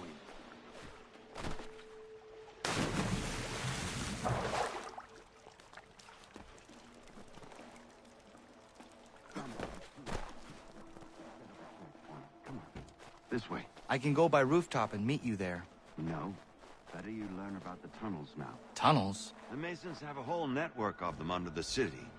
They're quite useful when speed and secrecy are required.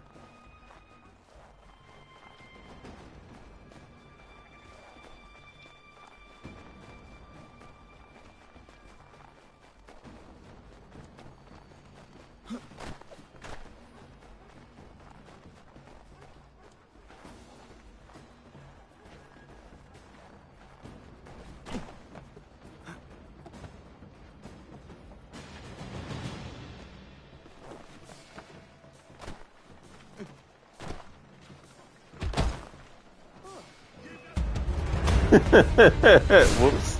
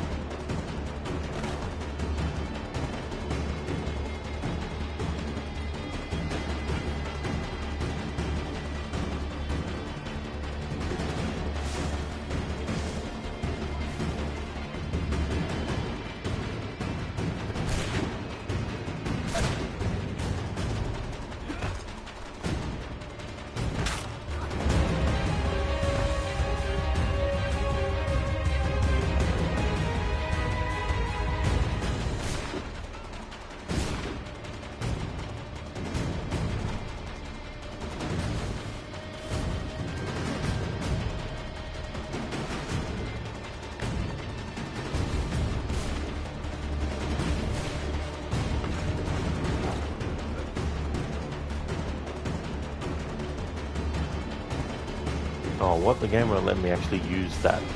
What?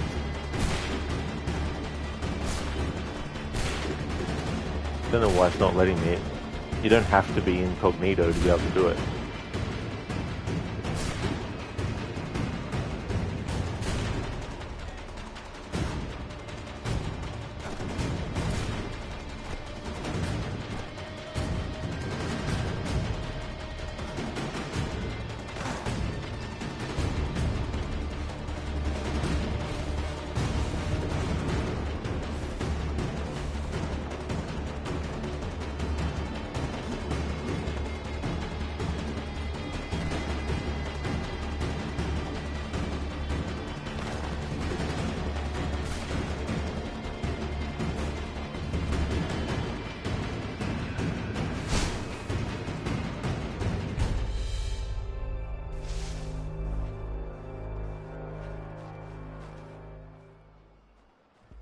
Here we are, then. I'll see you inside. Zombie, if you remember correctly, though this mission is about learning different ways to lower one's wanted level, the print shop nor indeed the printer ever comes up again in the game after this mission.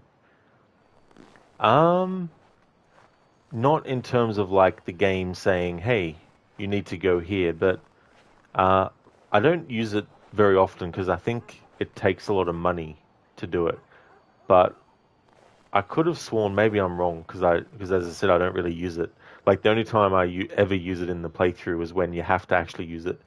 So if you can't do it after that, that's interesting.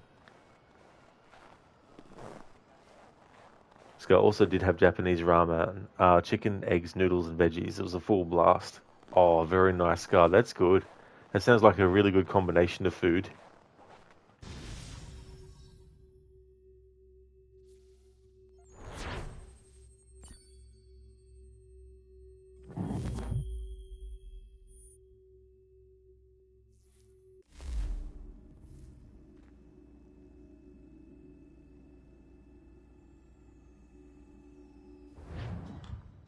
Hold on.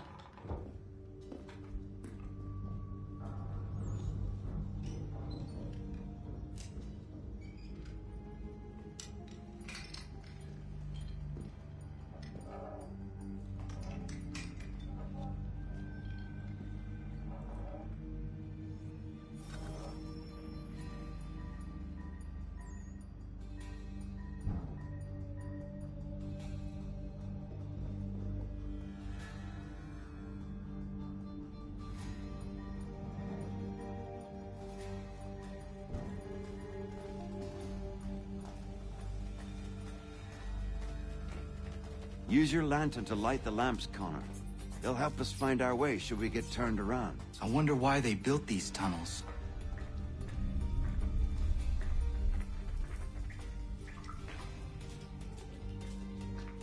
Excellent. Let us move on.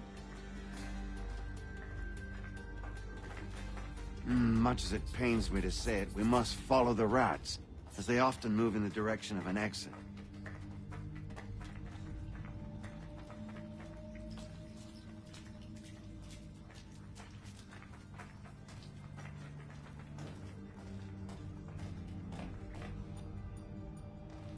Well, well. You were right. I apologize for ever doubting. No wonder Achilles has taken such an interest in you. Arse. I don't suppose lockpicking is part of your repertoire? I love that little smile that Connor gives. There's little details like this which go towards creating really good character moments that help show a character's kind of like personality.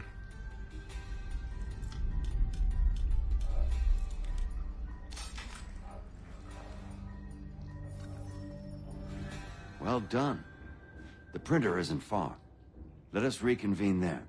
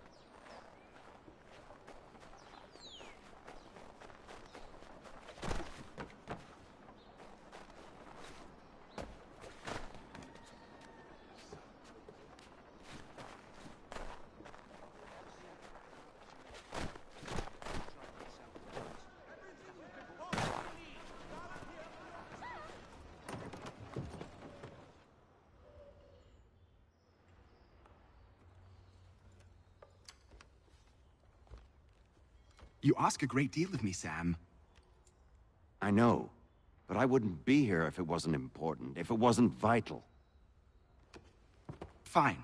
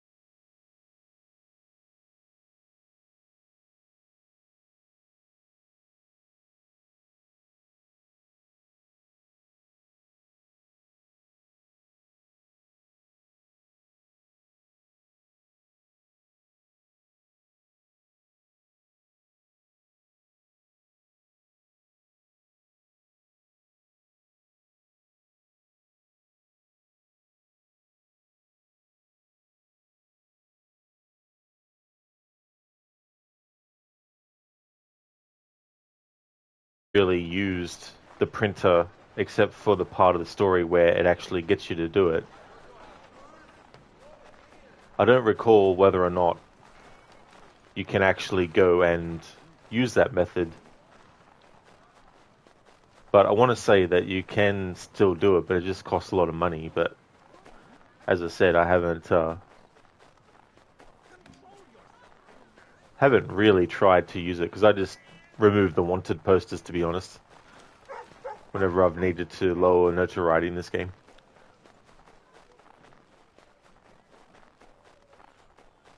Hey Spectrum, welcome on in. It's going good, thank you. Things are going well. How about yourself?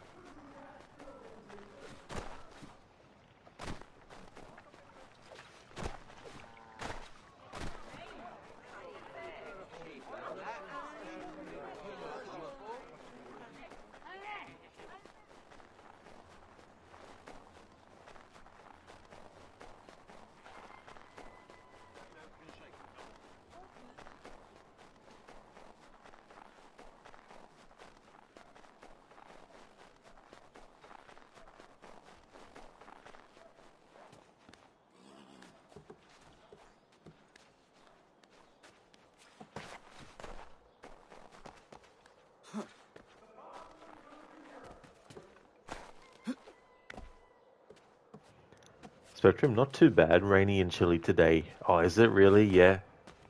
Bit cold and stuff.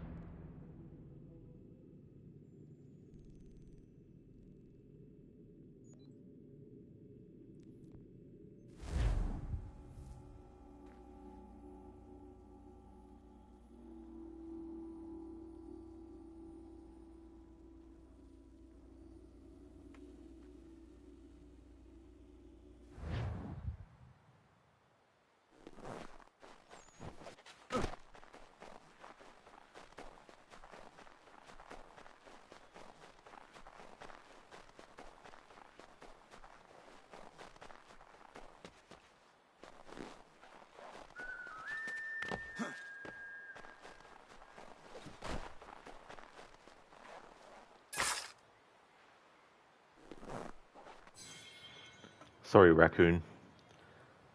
It's a good opportunity to use Lucinda's Raccoon emote, the rest in peace, Raccoon.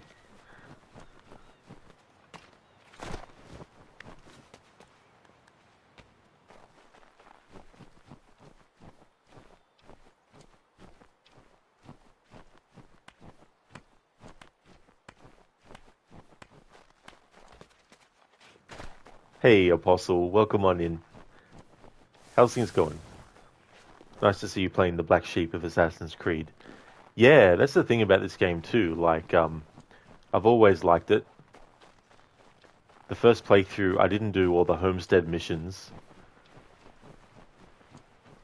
Then for the second playthrough in 2013, I made sure to actually do them, and I really enjoyed them. So for the majority of the playthroughs since my second one in 2013, I've done all the homestead missions.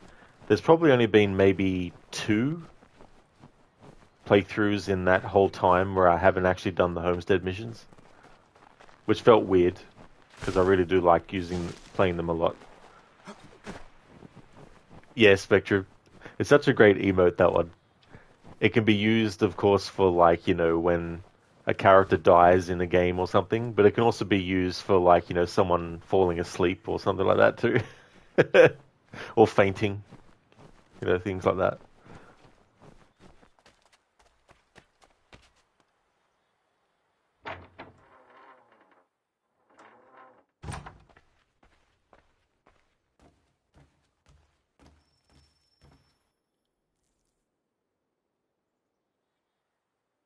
Welcome back. You left me in Boston. The training we've done here is all well and good, but experience is a better teacher by far. What of my father? Into the wind, I'm afraid. We have to find him. And we will, after the house has been repaired. But he's out there plotting who knows what. And what would you do when you found him? If you found him? You're a boy with a few months of training. He's a man, full-grown, who spent decades honing his skills. If you're going to stand a chance against the Templars, you're going to need these.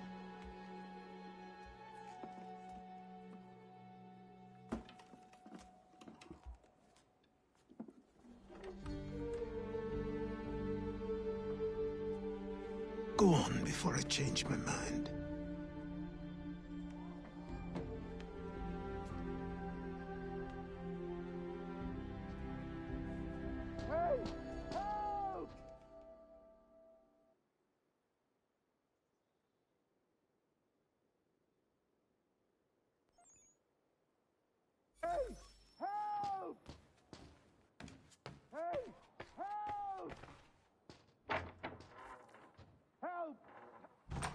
You, sir, please, help! He's going to die!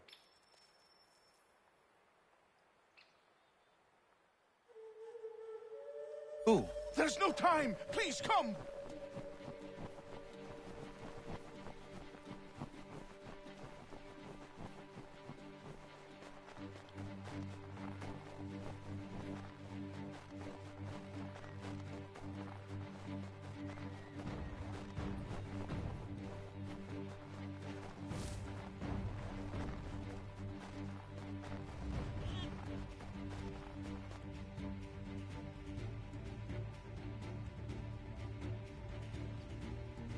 Down there! He's just passed under the bridge!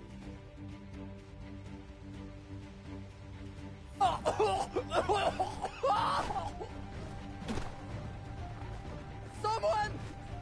Help! Help me! Please! Someone! Help!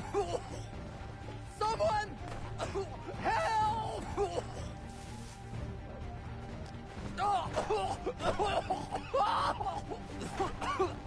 Help me! Please!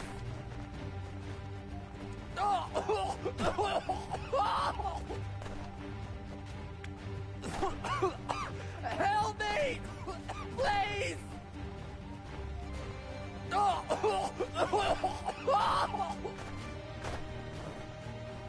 Someone!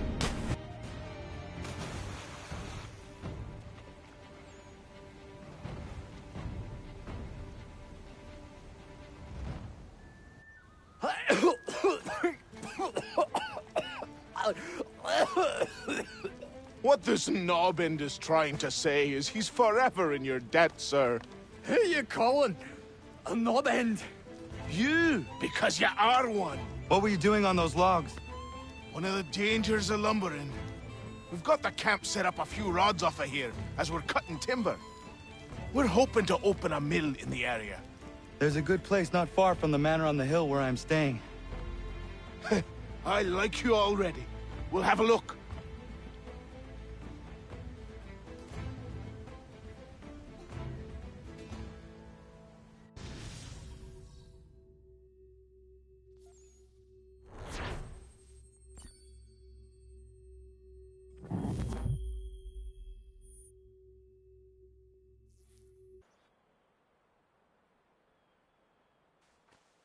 I'll miss the peace and quiet, but we can certainly use the wood. The manor needs a lot of work. That and other things. Meet me at the small shack by the shoreline when you have time. There's something else you need to see. What is it? An asset.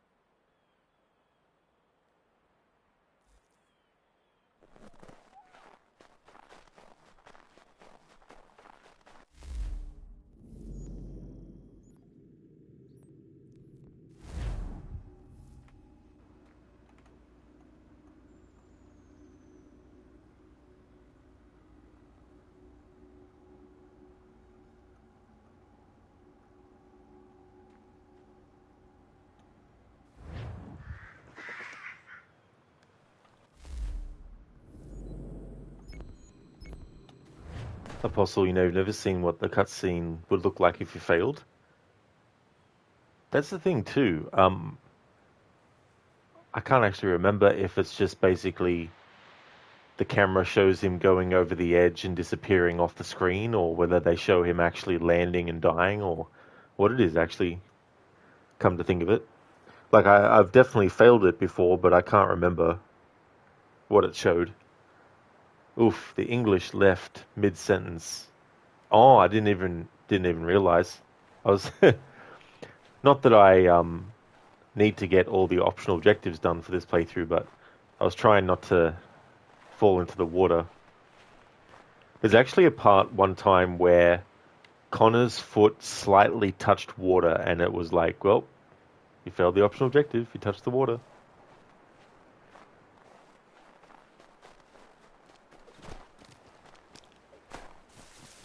Let's see if our man can fly.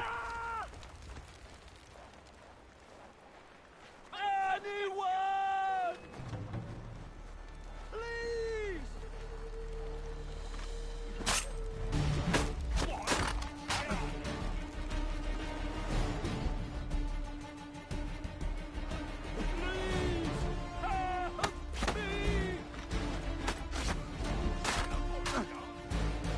Alright, so brute enemies can't be disarmed.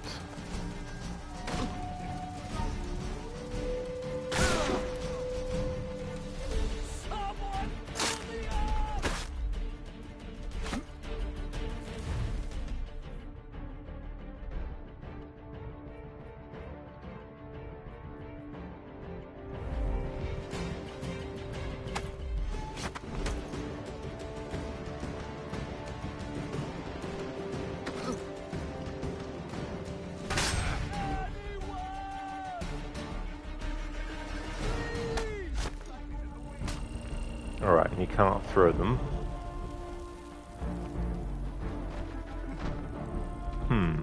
Don't have any smoke bombs.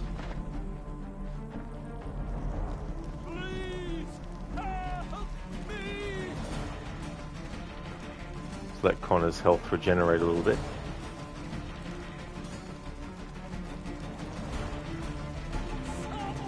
I mean, that guy just died because he went too close to the fire, I think. Did he? Yeah. There's only... Well, it's not my fault if they touch the fire. What idiots?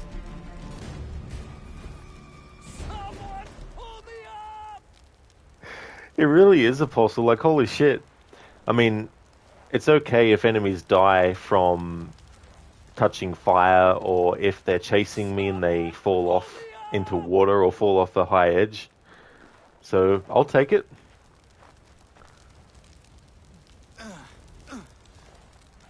But won't let me get close enough to loot.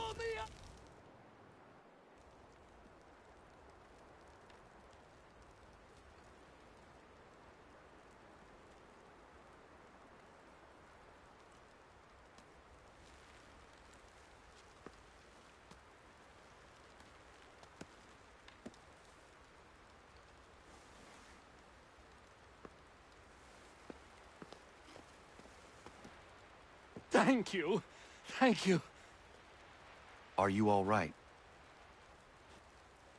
I think so. Didn't do much to me aside from a good scare. Blackguards. What did they want with you? My purse, which was meager, and they decided to punish me for their trouble.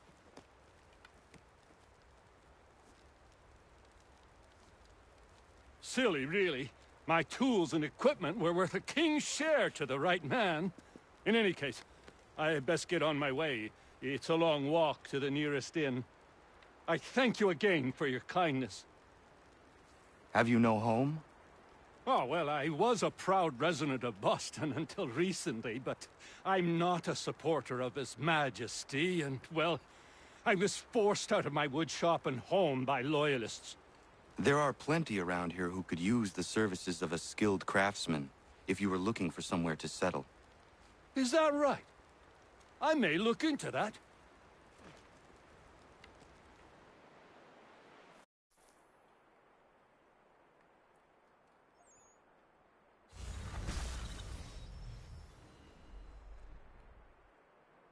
Ah, are you all right? No, I'm all left. Thank you so much for redeeming that, Zereth. Apostle, it looks like brutes can't be disarmed. Do you think the officers also can't, although you never tried? Oh, that's fair enough, Apostle. Yeah. If there is, like, a situation where there's nothing that's going to kill the enemy, you know, without me actually attacking them or disarming them, then I'll be able to make an exception for that. But yeah, I wasn't even thinking that fire could actually be used, because I thought it was just, you know, one of those elements that was there, but whatever was around it wouldn't let, you know, the player or anything get too close. But I found him. People say that worked out well. But I have him. Captain Kidd had a secret, to be sure. Just get me a ship and a crew, and we'll find out what it was he held so dear. I met him once, that captain. He was 7 feet tall if he was an inch. I tell ya, legs like tree trunks and a smithy's arms. Almost broke my hand shaking it'll know. I could feel it then when I met him. No weapon made by man could harm him. Could harm him. Come, dear Amanda, quit the town. Come, dear Amanda, quit the town. Come, dear Amanda, quit the town, and through the rural hamlet fly. Behold, the wintry storms are gone. Behold, the wintry storms are gone. Behold, the wintry storms are gone, and gentle raging floods the sky. Zereth, who let the pirates in? I know. Like, who let them in?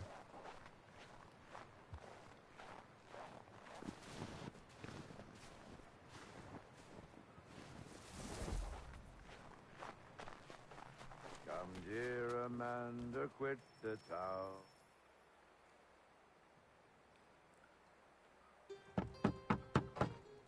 Go away!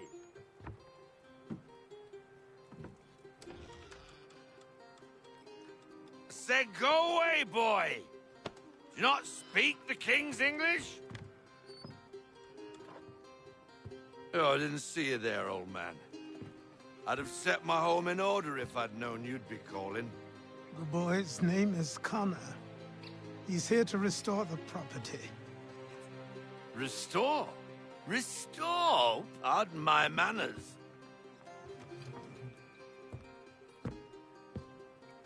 She's still the fastest in the Atlantic. Sure, she needs some attention. Minor things mostly, but with a little affection, she'll fly again. Who is she? Who is she? Why, the Aquila boy, the ghost of the North Seas. The boat. A boat? She's a ship, boy, and make no mistake about it. I thought you brought him here to restore order. I reckon he's the greenest thing on the frontier. Connor, meet me back at the manor when you've finished here. You said it requires repairs. You able? She does need work. A ship is a she, boy. And yes, I can refit her, but I'm lacking in the proper supplies. Some quality timber would help me get started. I can see to that. How long before she is able to sail again? Just get me the lumber, boy. And I'll raise a crew.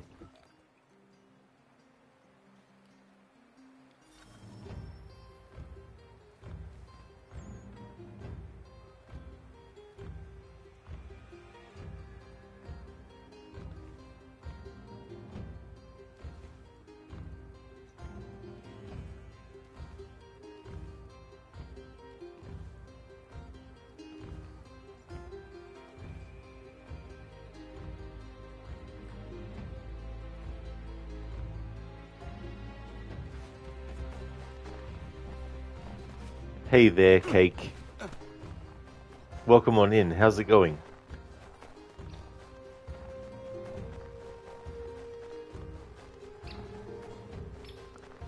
The name of the actor escapes me now, but if anyone remembers the character in Pirates of the Caribbean movies, Mr. Gibbs, it's the same actor. You going fine, Cake? Oh, nice. That's good.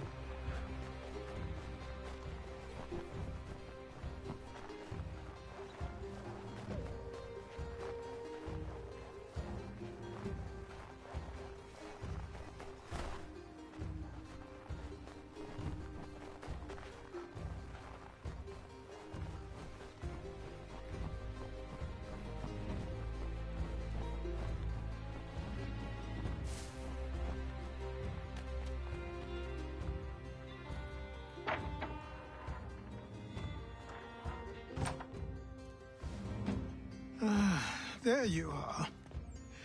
I've something to show you. Come, take a look. What is it? A ledger. It lets us manage the homestead's dealings. And these? That was years ago. Before the slow fever, before the Templars, before everything collapsed. But that's all in the past. Better we focus on what's in front of us. Take up the ledger, and I'll teach you how it all works. Oh, that's really cool, Cake. You're doing your own little annual playthrough of Assassin's Creed. Oh, nice. That's cool. Yeah, it's good to do that with games that you really like as well. Oh, thanks for looking it up, Zereth. So it was Kevin Robert McNally. I was thinking it's something McNally, but I just couldn't remember. But that's awesome that you looked it up. An English actor and writer, he began his acting career in the BBC TV adaptation of I, Claudius, but is best known for portraying Joshua Gibbs in the Pirates of the Caribbean franchise. Cool. Yeah, the first time I played this in 2012 when the game came out, and I heard him speak, I was like, hang on, he sounds very, very familiar. And then when I looked it up and saw that it was the actor I was thinking, I was like, oh, cool. I haven't seen all those movies either. I haven't seen the last one that they did. I saw the first four. I think the first one is still the best. In terms of sequels, I think Dead Man's Chest was the best sequel.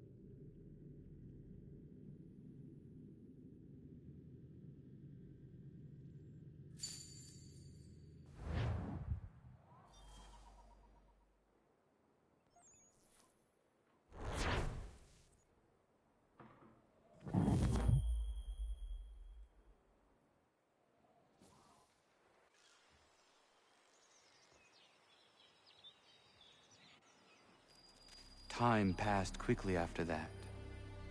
My days a blur of study, training, and work. What little free time Achilles allowed me was spent learning about the Templars, about Charles Lee and my father. I longed to confront them, to put an end to their schemes, to ensure my people would remain untroubled and free. But I knew it was too soon, that to approach them now would see me killed. All my work would be for nothing. Patience, restraint. These proved the most difficult subjects for me. But in time, I mastered them as well. Days became months, months became years. And as my skills and knowledge grew, so too did I.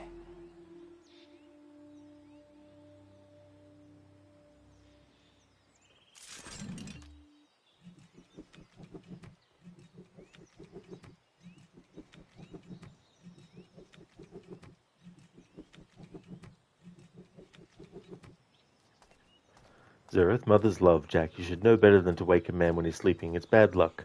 Fortunately, I know how to counter it. The man who did the waking buys the man who was sleeping a drink. The man who was sleeping drinks it while listening to a proposition from the man who did the waking. Aye, that'll about do it. Which one is that one from? The last time I saw one of the movies was probably when the fourth one came out.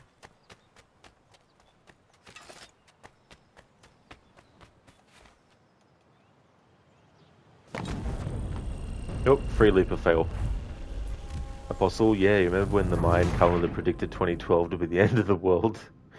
Yeah, that was the thing too. It's like, well, this calendar didn't have any sort of dates beyond this particular one, so that must mean that that's when the world is going to end. Zereth, first movie, lol. Ah, well, there you go. Yeah. Can't believe now that that movie came out over 20 years ago. That's just freaking crazy. I was young then. I was 21. Well, actually, I was 20 when that first movie came out.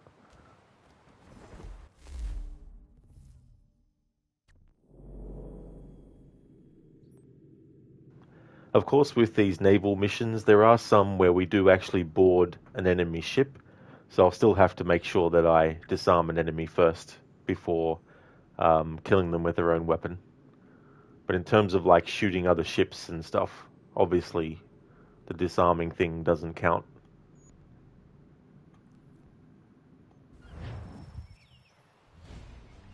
Come aboard and feast your eyes, boy. No, not the left foot. Never the left foot. Horrible look.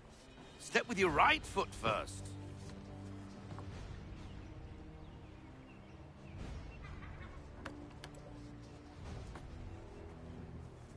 She is solid? Aye. Weatherly and sleek. She'll fetch 12 knots in a stiff gale. Ne'er a ship from here to Singapore can outrun her on her best day. What do you say we take her out and show you what she can do firsthand? Where would we go? As it happens, she still needs guns and the officers to command them. We'll launch straight away. Don't worry, lad. I'll make sure you sprout good sea legs. He will. All in the mainsail! Get up the rigging! Hand over fist! Come on, men! Let's get her out where she needs to be! The captain of a ship, Jean, skipped Haytham. Went from Edward to Connor instead.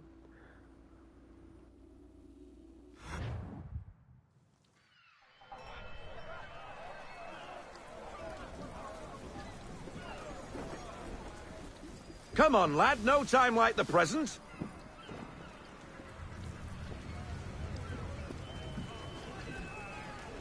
Take the helm.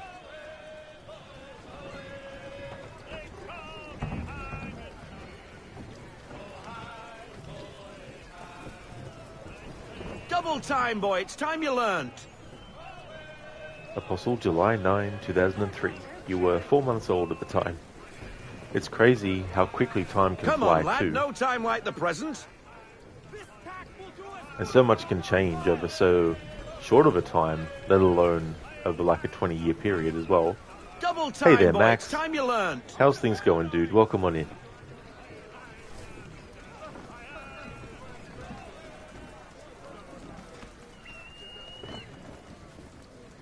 Come on. She won't bite.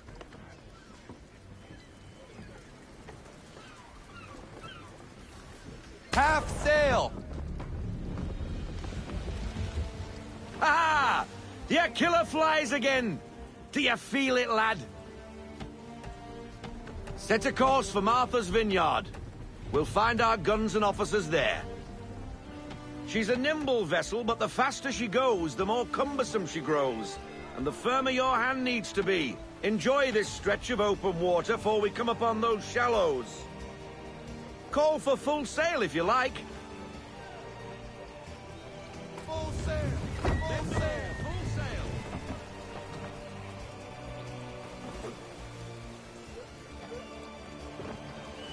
Wind looks to be shifting. Stay alert, Connor. Gusty winds can be difficult to manage. Full sail! We need every knot. Full sail! Pull in the half sail! Slow her down to half sail!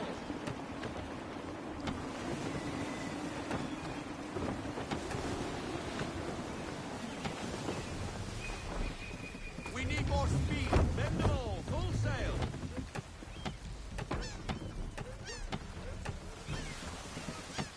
Now, take us through these shallows. Careful not to run up on them. The sandbars will slow us down, but the rocks will put a hole through a hole. And if you want to make a quick tack, call for half sail. She's more maneuverable then.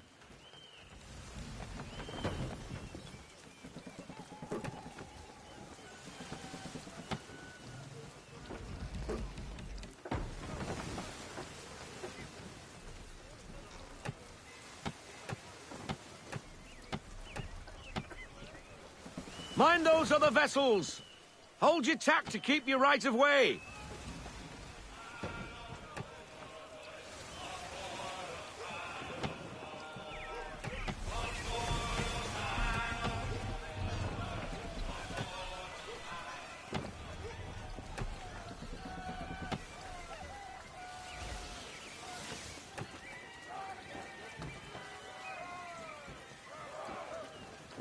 Oh, nice, Max. That's good. I'm glad to hear that things are going all right. As for me, I'm doing really well. Having a good day. It's now Thursday. About 38 minutes ago.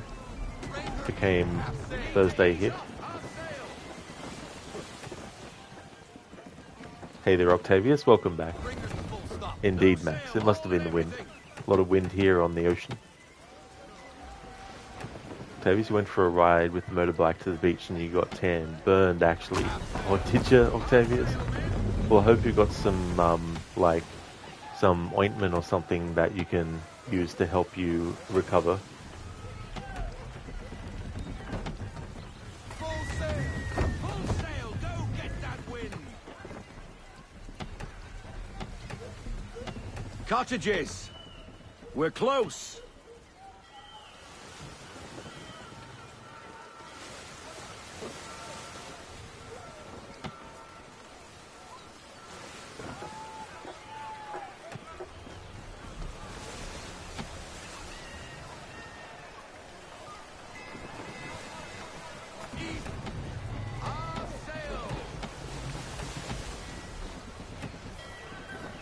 Drop anchor.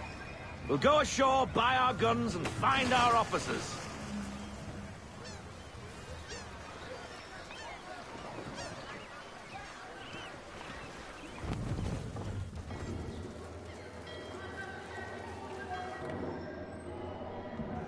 Oh, hello, Miss Mandy. You're looking every bit as ravishing as I remember. After all these years, you sail all the way to the vineyard to pay me compliments? We are looking for David and Richard Clutterbuck. Nice to see you, too. Robert Faulkner. Where the hell you been? Sorry for leaving like I did, lads, but where I was going, no one could know. You two working much? No. Between contracts at the moment. Well, we're looking for gunnery officers. What would you two say to working with me again? We'd be for getting into a few more scraps. Good show. The Aquila is a fine vessel. We're fitting all the guns as we speak. Looks like your friend's about to catch a beating. Where is Charles Lee? I don't much care for your tone, boy. Hey, you don't want to be doing that, Biddle. Bobby Faulkner turned to wet nursing. It's good you finally realize you're a shite sailor. Whoa, whoa, whoa. Not in here, gentlemen. Better still, not at all. Bobby, take your friends and get out! Let's go, boys. Our guns ought to be ready. Come on.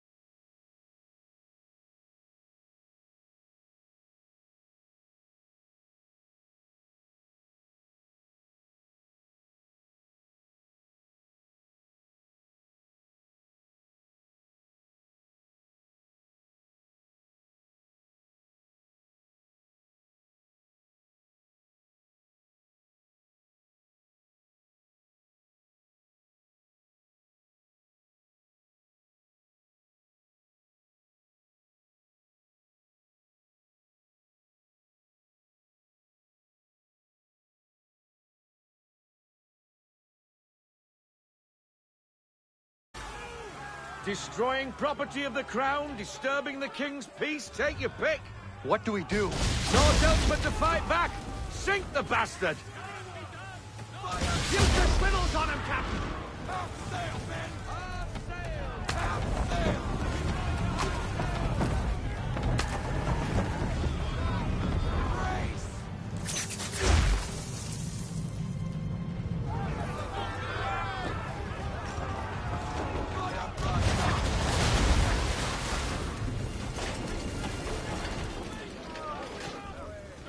English frigate!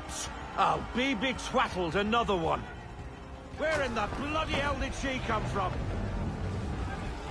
Brace!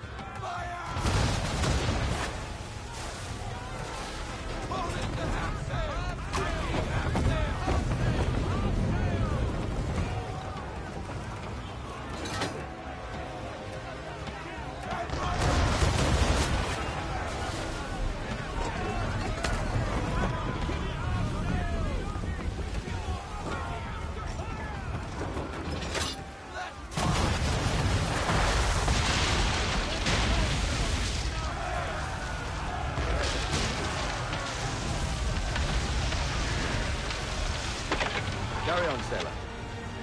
Not bad for your first voyage, eh, boy? Now we best be getting back, or the old man will have my guts for garters.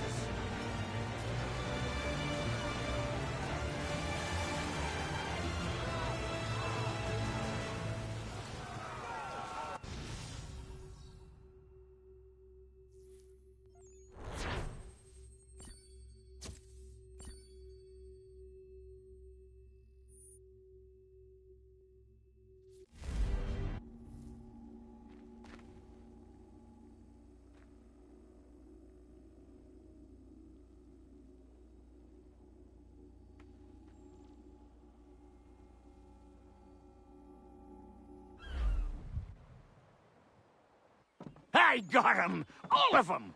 You get what I need, and I'll give 'em to you. Simple. You got a ship, could find 'em all to boot. Who is that man? Him?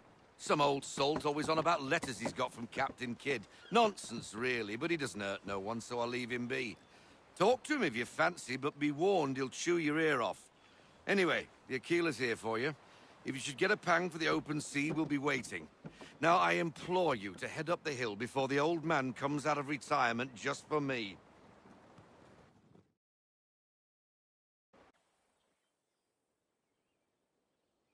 3 weeks, and not even a goodbye before you left. Sorry. Well, what are you waiting for?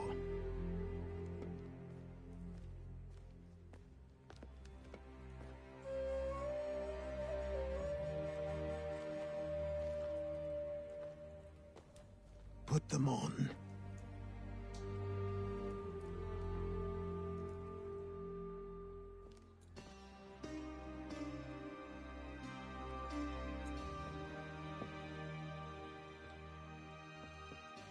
Once upon a time, we had a ceremony on such occasions. But I don't think either of us are really the type for that. You've your tools and training, your targets and goals. And now you have your title. Welcome to the Brotherhood, Connor.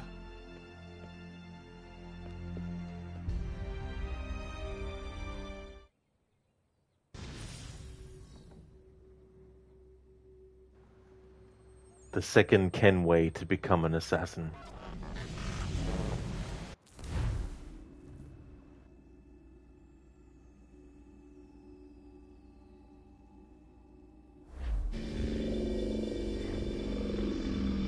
Welcome back, Desmond. You'll be happy to hear there's actually good news for once. Yeah? I've managed to locate a power source, and it's relatively close by. Up for a trip to Manhattan? Is it safe to leave? Abstergo's gotta be looking for us. Obviously it's not safe. Can't exactly sit around here hoping to get lucky, though, can we? We need that power source. Besides, I'm sure you can cook up some way to hide our movements. Maybe. The Templars have access to all kinds of satellites and camera systems. We'll need to find a way to mask our digital signature. I can probably camouflage the van, too. But there's not much I can do for us. That's an easy one.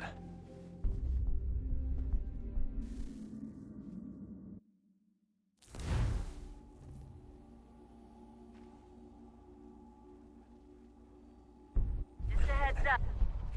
Local utility companies have assured the public that they're completely prepared for the upcoming solar maximum. Disruptions to service are expected to be minimal. If only they knew. What's this? A remote-operated camera. It'll provide us with a feed while you're on mission. This will let us talk to each other. We're almost there, so listen up. The artifact is in an office penthouse in Lower Manhattan. At this time of night, direct infiltration is going to get you noticed. I think we're better off having you drop in from above. What do you mean, above?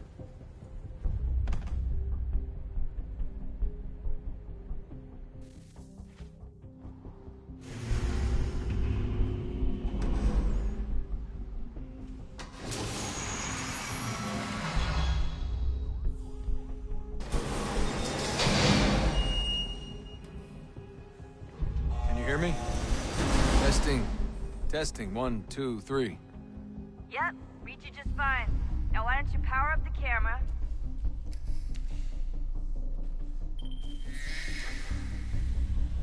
I've got pictures. Running diagnostics. Perfect.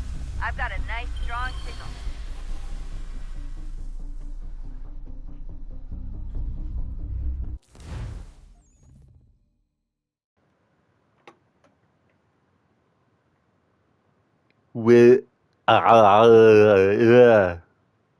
What we is Charles Lee.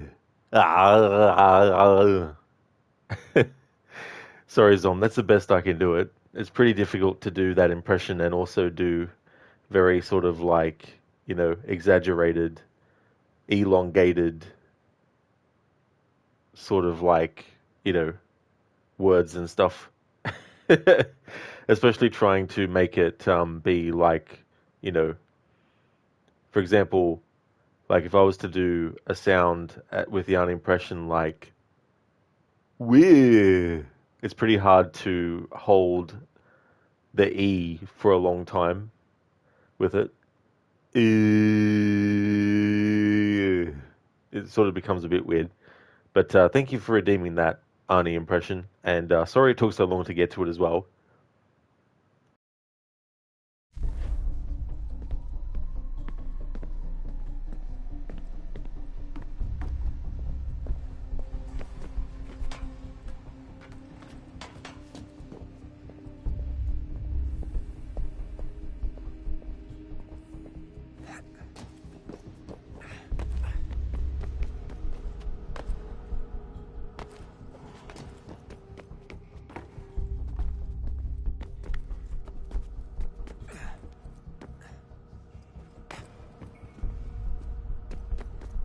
Zombie was meant to be a weird one.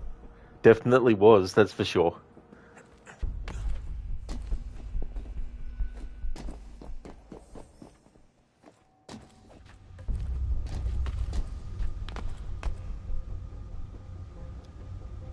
I always say this, and I feel like a broken record, and I feel like it doesn't really get that much agreeance, but future AC games from this one on, with the present day story, should have had you go on missions like this, but even make them a bit longer and also allow you to use stealth moves like taking out security, hiding dead bodies in shadows, you know, essentially Splinter Cell, but Assassin's Creed universe.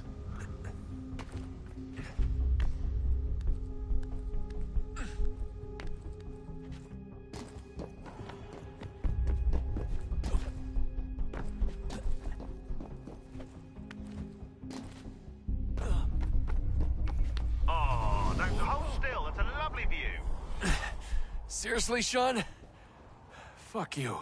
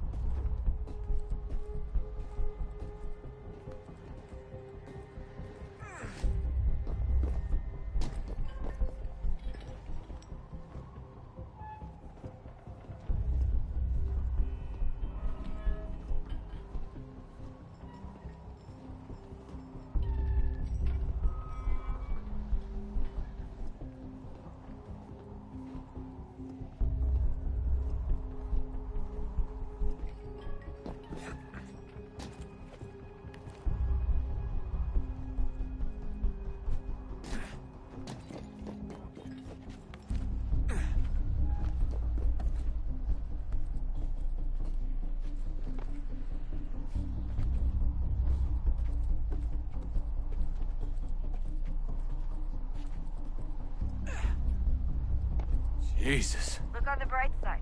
No security to worry about. And on the not so bright side, the slightest misstep means you're effectively paid. Shut up, Sean.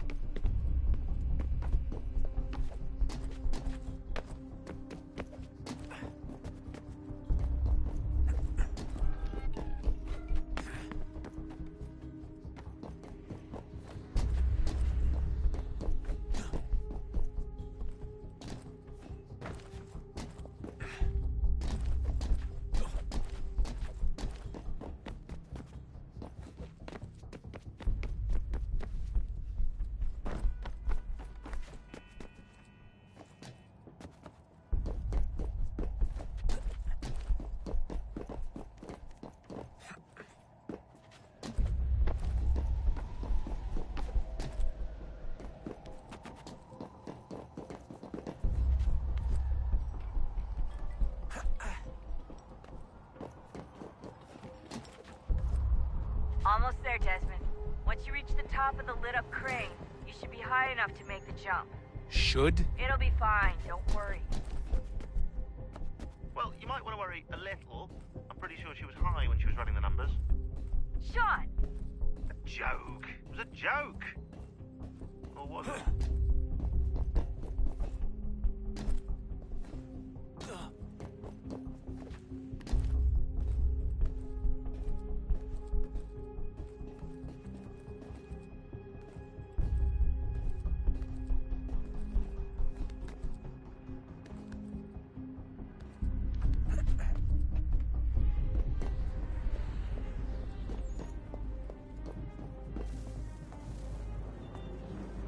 Jump when you're ready, but wait for my signal to open the chute. Timing's really important here. Too soon or too late, and you'll miss the building.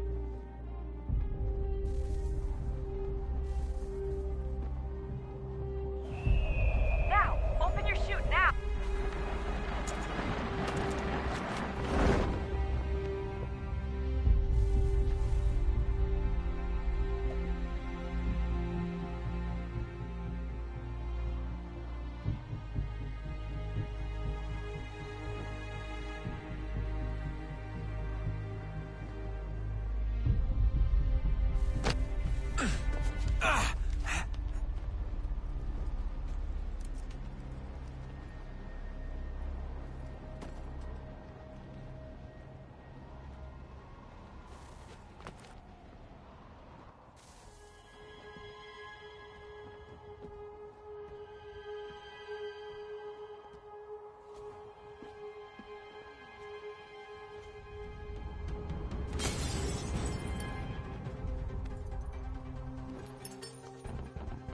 That wasn't so bad. So, you must be Desmond. Not exactly what I expected, but I guess your kind doesn't have many options these days. Who are you? Ask your father. Now give me that. I don't think so. Look, I'm not supposed to kill you, but the boss man didn't say anything about fucking you up. So you got to the counter. Oh!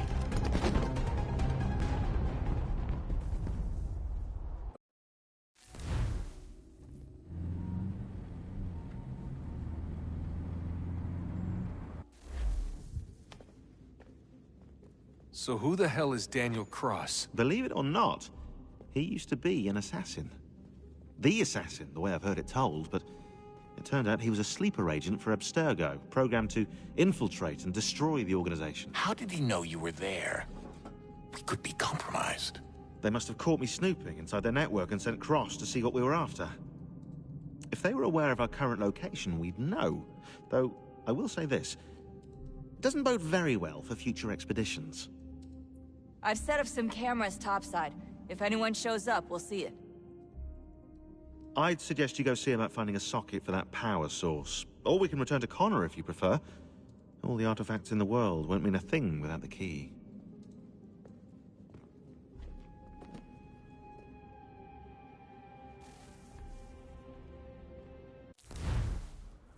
Zom, personally, you think that, based on how Yui has been with the franchise of late, the future Assassin's Creed games should be exclusively made by Sucker Punch Productions?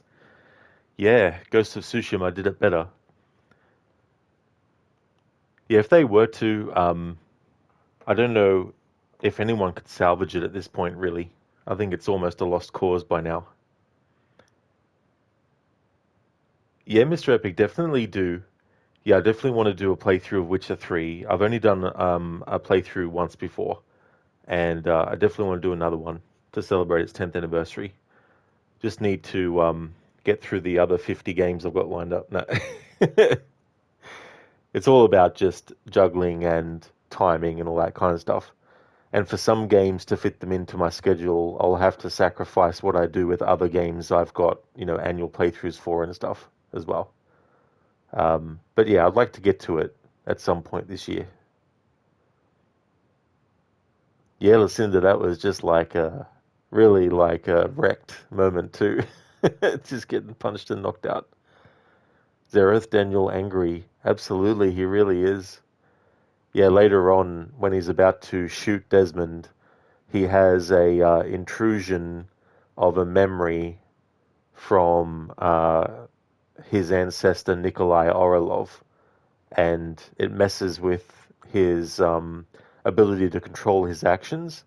So basically, at any point, randomly, control over his own, actions can be taken away from him because he experienced so much time in the Animus.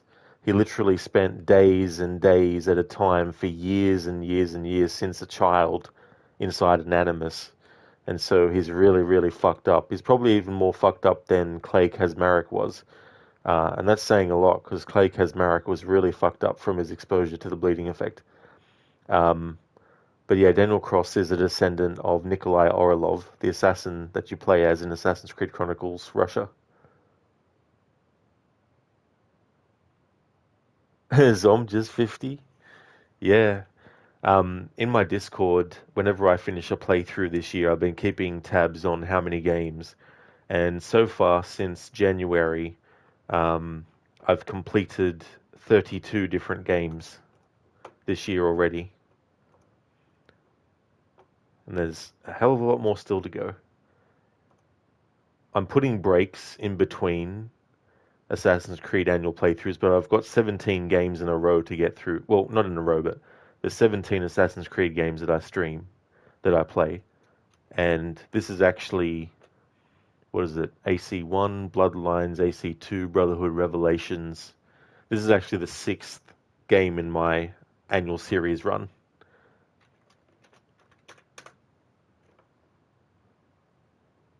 So that's the current, that's the groupings of each Assassin's Creed games that I'm doing. So group 1 will finish after this playthrough is done. Then I'll take a break from annual playthroughs. I still might do an Assassin's Creed playthrough of something for a 15th anniversary or a 10th anniversary. But as far as the annual playthroughs go, there'll be breaks in between the different groups.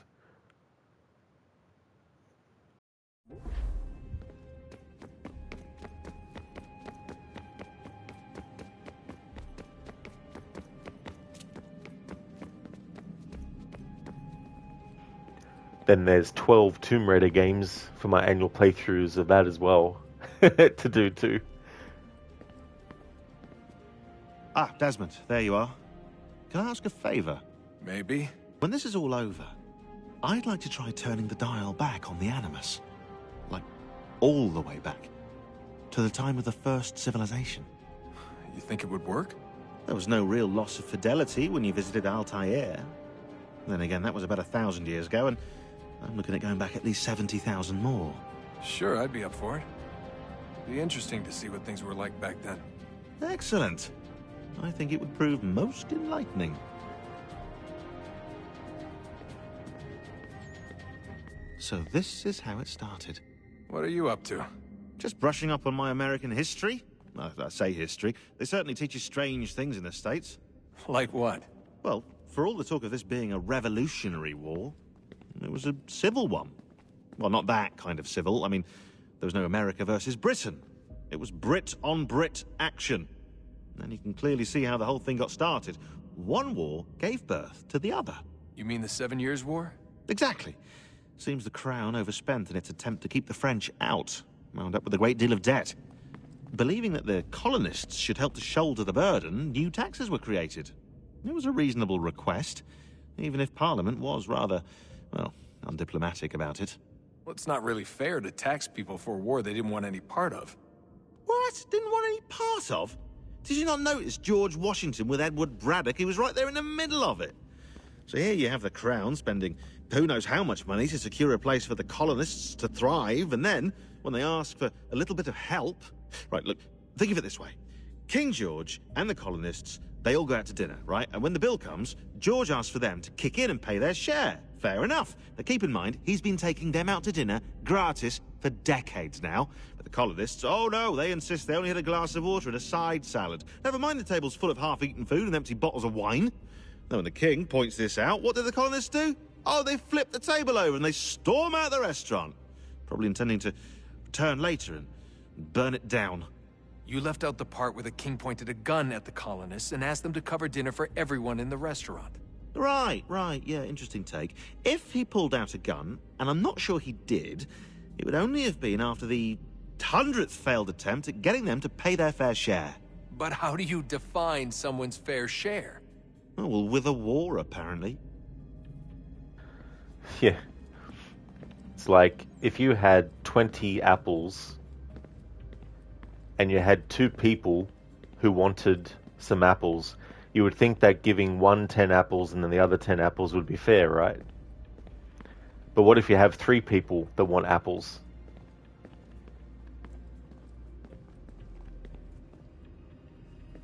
Then it's like, okay, so we've got 20 apples and there's 3 people and they each want an apple. What would be the fair divvying up of those 20 apples?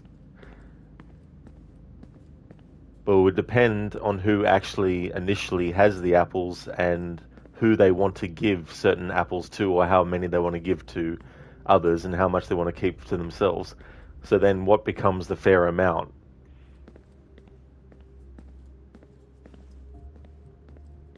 Then it's like, arguments that would come up over, well, I wanted 10 apples and you gave me only 2, and the person's like, yeah, but you only deserve 2 because you spat over all the other apples, so I gave you 2 of the apples that were the least affected by the spit. I mean, the thing I'm talking about with the apples has gone off the rails, because I even lost track of how many apples I said and then how many people, but the definition of what is fair in a perfect world would please everyone involved in working out, what that fair share would be. But humans as we are, conflict is, only naturally going to arise. And the thing is, like, even if you had everyone on the planet at one point in time all having the same goal and the same determination and motivation and respect for each other, sooner or later, someone, somewhere, would want to do something that benefits them more than someone else. And then, of course, conflict would arise again and again. It's unfortunate. It's probably a bit cynical to think of it like that, but there's so many things, like so many sort of like decisions that get made, minute to minute, even less than that, that not all of it affects just the person making the decision. It also affects all the people that are around that person. And then there's decisions that someone else makes that you have no say in whether or not they decided on it. And it can actually, have some kind of detriment on you. Like, for example, some idiot might decide to get drunk and drive their car, and they run over you. You didn't plan for that. You didn't ask for that. You didn't wake up that day and said, you know what? I really would like to get hit by a car. So that was out of your control. It was in the control of the person that was actually responsible. So there's so many things, so many variables, and so many things that can just change as well. So trying to control all of that and trying to make it all go in the one direction and make it all beneficial, there's always just the probability of something going wrong, no matter how long something's gone right for. And the other way around too, as well. Apostle, you think that conversation shows that the UK versus US teaches about the American Revolution law? Well, that'd be the tricky thing too, as well. Because, you've got the media, you've also got forms of media too, different mediums, like you got, books, and you got television, and you got, movies and all that kind of stuff. And there's, artistic license, and there's creativity, there's sort of like coming up with fictional elements to help drive certain things forward, and, all that kind of stuff, and coming up with reasoning for why things become the things that they are, and all that kind of stuff too. And with so much information that is potentially out there, it's like expecting everyone on the planet to know all of it, and to know whether all of it is actually true, or whether it's been, things have been added on top that weren't true, and all that kind of stuff.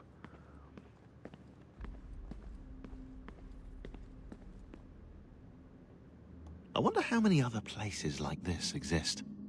There are dozens of them, all over the world. And somehow no one's ever found one before us.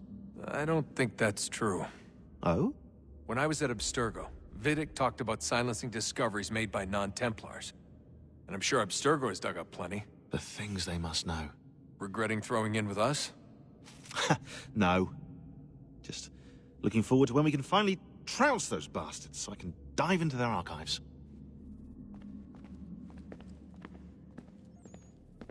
Oh, I think I found a lead on another power source. Later, Desmond. I'm in the middle of something very important right now. That's a rule. Just follow that as a rule.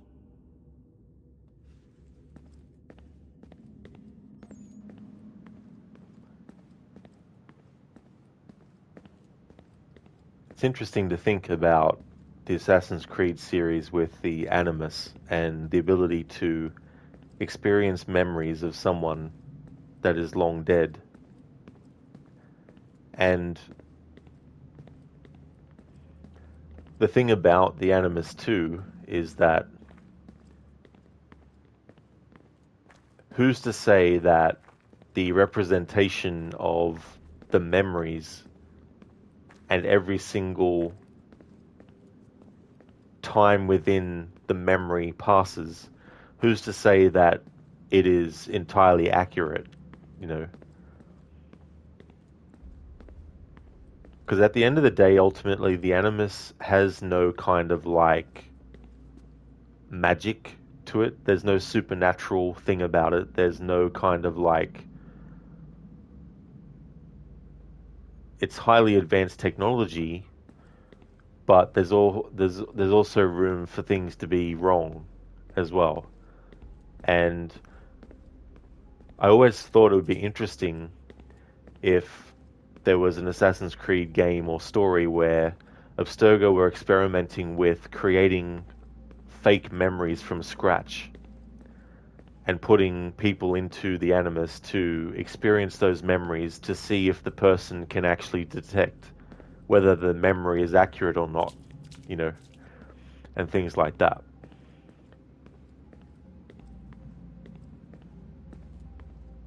Because if you think about it, if Abstergo had the ability to make memories from scratch, then they could pretty much do whatever they wanted in terms of quote-unquote educating people on stuff, you know, and opens up a whole big can of worms and all that. And that would be a very powerful tool to be able to use against people.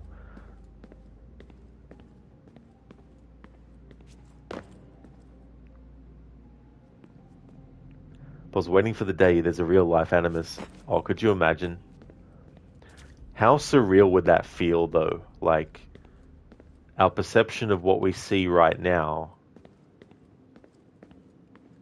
and we know what simulations are like and all that kind of stuff, but to actually experience memories of long ago, of people long ago, and actually seeing through their eyes. Because when you think about it too, like,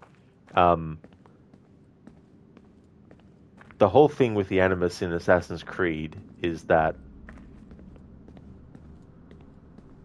and I think there's been some kind of like confusion, there's also been some like arguments about, you know, is Desmond actually controlling Altair and Ezio and Connor? Because if he actually is, then that completely takes away any external IRL, we as the player and the game as a video game having that connection, you know, because we are the person who is actually controlling the character that is in the game, you know. And I've always felt that it's not Desmond controlling the actions of the ancestor, because there's so many times in movies and video games where things are presented in a way that also has to be understandable by us as the viewer or the player, you know. Like Desmond and anyone else who uses the Animus, if you experience the memory of someone and in that memory they're very, very distraught and sad, then you feel it too. If someone is going through pain, you don't feel the pain to the same extent, i.e. if they got stabbed, that you would feel the pain of that you would feel like you were stabbed and that you would have some physical reaction, you know. There'd be some sensation that you yourself would feel. And the severity of the pain of it, who knows what it would be, but Desmond, for example, when Ezio actually becomes an assassin and they burn his ring finger, Desmond actually touches his ring finger because he feels a sensation there at the same time within the memory when Ezio actually gets the burn around that same finger, you know. Even later on in Origins, like when Bayek and Aya are making love, Layla is actually experiencing the memory of that lovemaking. So all the chemicals that happen when that is going on actually happens to Layla while she's experiencing the memories of Bayek and Aya making love, you know. So there's also that element too. Subject 4, who experienced the memories of Aveline in, I think it was the 1980s, who gets interviewed by Warren Vidic, and in Black Flag you can hear the interview that was done. That character talks about being able to sense the thoughts that Aveline had and what she was thinking, you know, and it created an interesting dynamic where it's kind of like, if you were experiencing the memory of someone, then imagine being able to actually, I guess, hear their thoughts as you're experiencing the memory and all that kind of stuff. And that's something that the games haven't really done. Like, there's never a moment where, I mean, actually there is. Like Connor, even in this game, he sort of narrates as well. And I guess in that way you could kind of say that that's what he's thinking, in that time as well. Because I was going to say that there's not really many moments where we're hearing the thoughts of the character, but I mean, narratively, if you want to have the character's thoughts being, heard, then you would want to actually have the dialogue be audible and all that kind of stuff.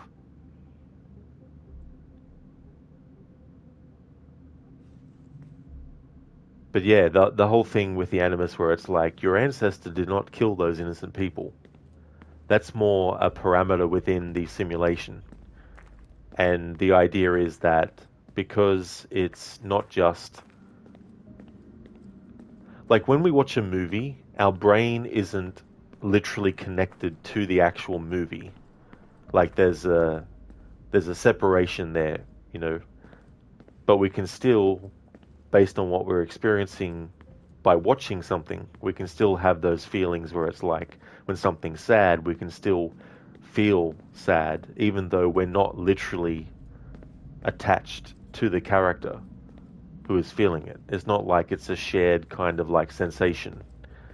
It's more like our brain translates what we're experiencing by watching a movie, and it translates it in a way that allows us to, if the story is done really well and the characters and all that, actually forget that we're watching something that's a movie, and we're so immersed in the character that we're watching that we just go with it, Apostle, you think that's what they're doing? It sort of happened in Liberation with possible outcomes. That's true, because we can see that they can edit memories, because really, in terms of like observing the Animus, when someone's in the Animus, as long as they've got the actual element set up and working, whatever the person is experiencing the memory related to, visually it gets recorded. Same with the audio as well, So they're able to actually see and re-watch the memory over and over again. And of course, once it's recorded, just like anything that gets filmed IRL, it can be edited and changed, Especially too if you're talking about like a video game as well, because things can be edited and changed also. So with Assassin's Creed Liberation, it shows that Abstergo is definitely able to manipulate memories that they've recorded so that people think that things happened or things were said as one thing, but the truth of what actually happened or what was said has been edited out, Apostle, yeah, you think the most we'll get to is just a visual recreation like VR. That's true, like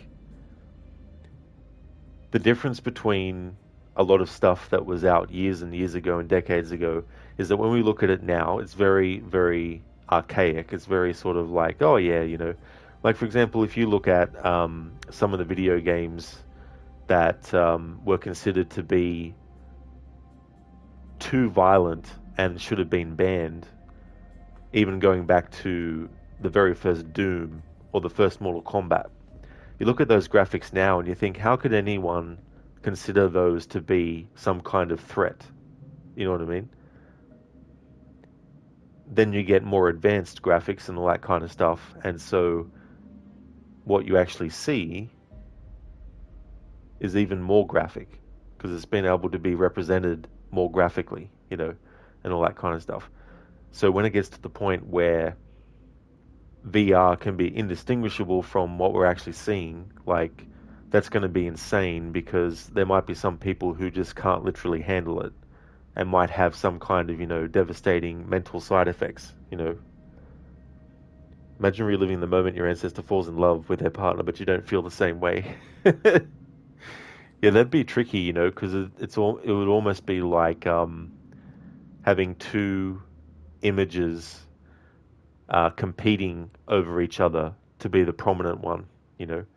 It's like what you feel versus what the person you're experiencing the memories of is feeling, and whether or not you feel like what they're experiencing is actually what you would feel, would agree with it. Like if someone was angry at someone, you might not be angry at that person, Let me see. Where'd William Miles go? He went somewhere. Here he is. Son, I owe you an apology. I shouldn't have lashed out like that. You have to understand, I've never been very good at this. Never mind that we live rather extraordinary lives. Yeah, I kinda liked my ordinary one. You can't escape who you are, Desmond. So I've noticed. Look, it's silly for us to go back and forth like this. I admit, I did a shitty job raising you. I apologize, I'm sorry. But it's important you understand it didn't come from a bad place. You're my son. I love you. I guess I was so busy trying to make sure nothing bad happened, I didn't consider the consequences. Truce. I can't believe it's taken me so long to ask, but... how's Mom? She's not... No. Your mother is fine. We decided it was safer if we split up for this job. Always assuming the worst. For good reason. Can I at least say hi to her? I'm sorry, it's too risky. Maybe when we're done. Right. When we're done.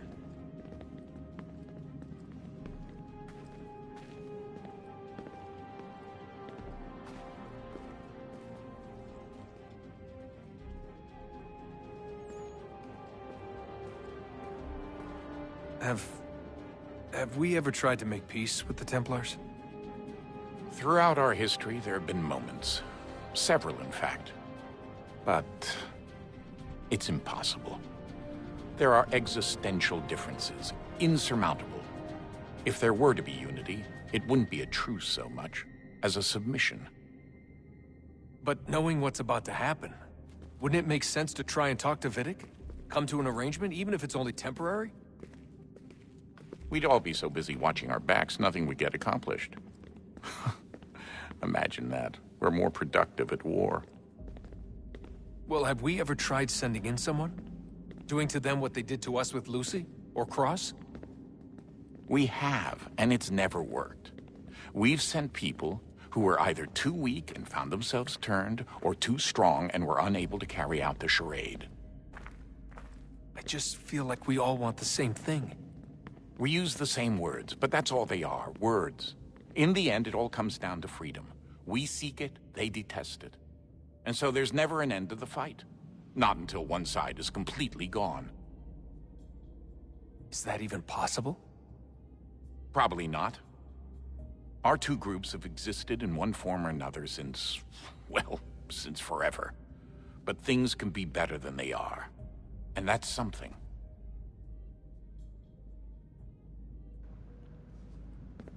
The thing too that's interesting is like when there's conflicts and stuff, the Assassins and the Templars, whichever side would actually win, you would then have new factions formed splitting from the winning group, because inevitably there's going to be aspects that some might consider to be the wrong way to go about stuff. You know what I mean? So even if, let's say the Templars won, right? Well, eventually there would be another group of Templars that would disband from the wider group and start to actually fight against the Templars. You know what I mean? So that's the other thing that happens, like the winner of a conflict, sooner or later, even though as a whole collective they may have won the battle, sooner or later there's going to be some kind of civil war, I guess, between the people within that faction that actually agree with how things are going to go forward from the point of victory, and all that.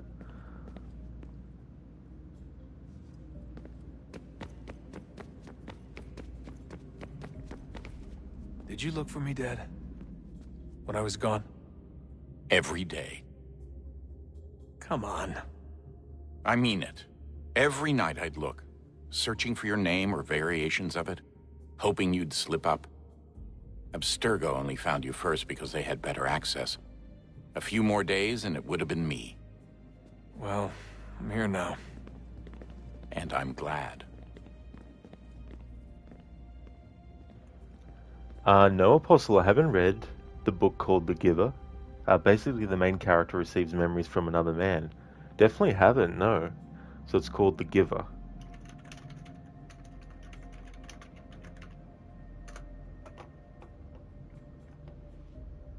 So it's from 1993. Interesting. Coffee, any lore about his mother? I don't read the comics and stuff, so I don't know if there's anything about Desmond's mother in the comics. In Assassin's Creed Revelations, if you do the Desmond journeys, there's actually a Desmond journey where we hear Desmond's mother calling out for his name, and Desmond talks about the things that were said about Abstergo to him when he was a kid from his parents and all that kind of stuff as well. And then, of course, you have this game, the conversation that Desmond has with William about his mother. But as far as I know, there hasn't really been like a strong focus on her as a character in something, which I feel like is a bit of a missed opportunity, to be honest. Especially given what happens at the end of this game's present-day story, like the devastation, because at the very least, William Miles is actually lucky because he was able to actually see Desmond again after all those years and actually speak with him and all that. But unfortunately, Desmond's mother never gets to see him or speak to him ever again since he ran away when he was young, She never gets that opportunity, unfortunately. And I feel like it might not be something for a video game, but I feel like there's a strong story there that could be done in a novel where we actually see the grief that they both go through, and all that kind of stuff. Like having a funeral at the start of the story, you wouldn't start it there, but having William need to break the news to his wife that their son is dead, all that kind of stuff. Apostle, when he was able to see what they saw, feel what they felt, etc. from those memories, it's a cool concept. I'll say it is, yeah. That's really cool. I didn't realize that it also had those elements too. That's really cool. I always like stuff related to memories and things like that, because I think it's definitely an interesting phenomenon. In some ways, memories can be a bit like dreams, I think, too, where there can be sort of like a surrealness to it. Hey there, Senny. Thank you so very much for the raid, dude. I really appreciate it a lot. How was Assassin's Creed Brotherhood?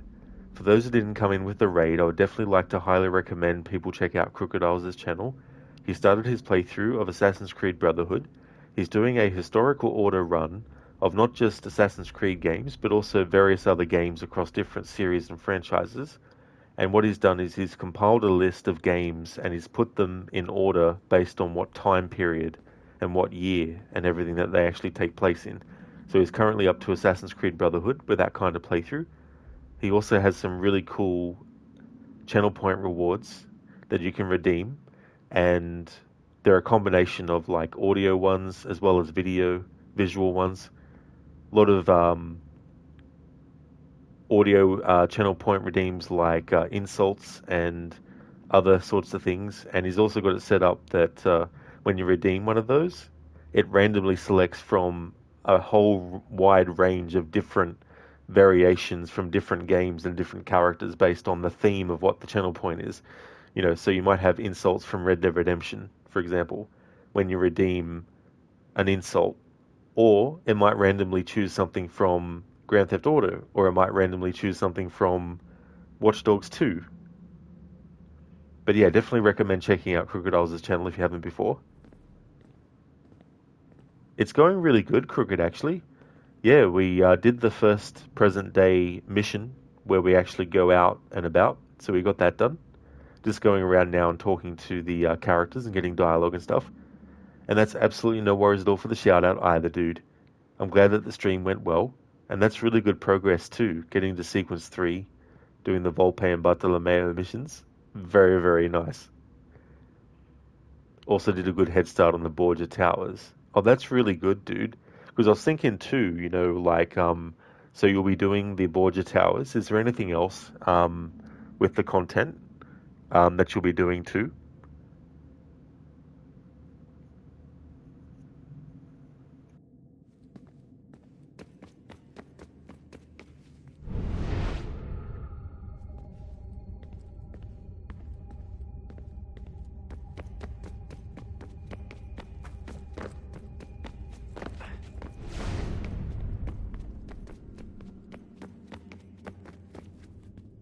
Do you think Lucy regretted what she was doing? I used to think I knew her well, but clearly that wasn't the case. So I really can't give you an honest answer. She seemed so sincere, though. Like she really wanted to make a difference. Yes, well, when I first met him, I thought the same thing about Cross. It just keeps happening over and over again. What does?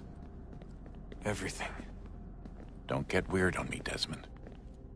No, it's fine. I'm fine. Don't worry. All right, then.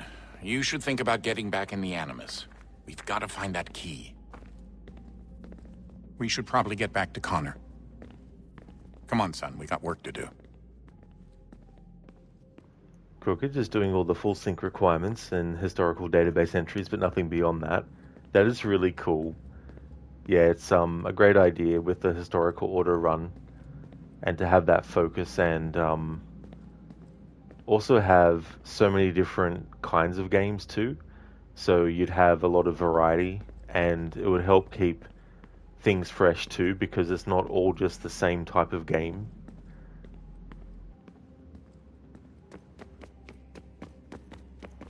There's something I want to check on the emails here. I don't know if we've actually got it yet, but I'll see if I can find what I'm looking for.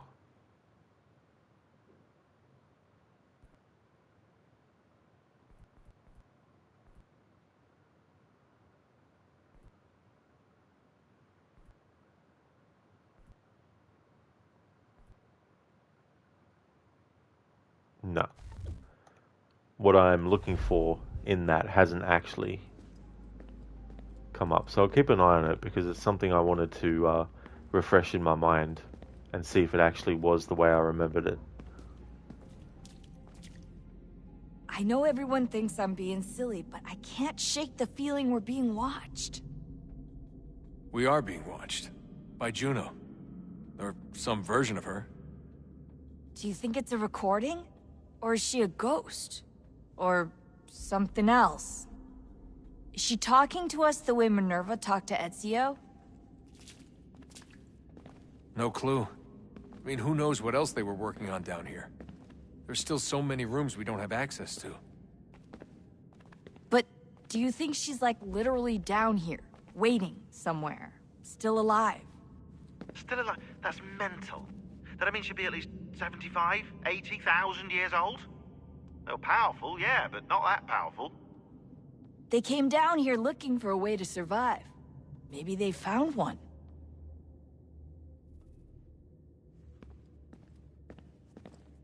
Was it weird seeing Cross? What do you mean? It's different for you.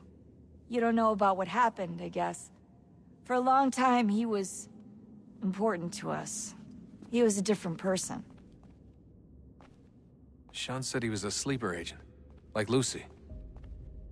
It was different. She made a choice, but Cross, if you read the files, Abstergo just... They did terrible things to him. Rebecca? You're lucky. We all are. We have people who care about us, who look out for us. He was all alone, and the people he thought he could trust, they used him. Did you know him? No, but I knew Hannah. Who's that? She tried to help him. She trusted him. But there was a raid about a year ago. She stayed behind so the others could escape. Tried to reason with him to see if she could fix things. Well, what happened? What do you think happened? He killed her. That's what he does. That's all he knows how to do. Sometimes it seems like that's all any of us know how to do. Rebecca. I just want to be alone right now. I just want to be alone right now. Apostle, all those emails, and maybe 85% of the player base haven't read them. Yeah, I mean, it's definitely fair too as well, because like, when these present day parts happen, the desire to just get them over and done with, you know, might be there for people as well. There's definitely a lot of information to read on these sorts of, like, you know, games and stuff.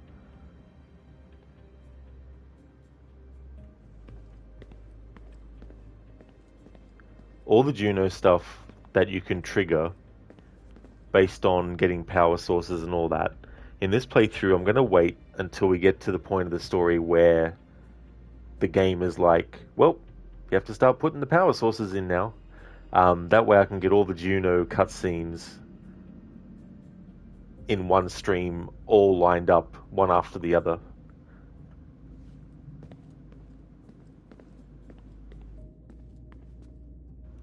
Sorry about the timing of this, Crooked, with your raid and all, but I'm actually going to call it a stream here. The next stream of this that you'll see from me will be when it's Thursday.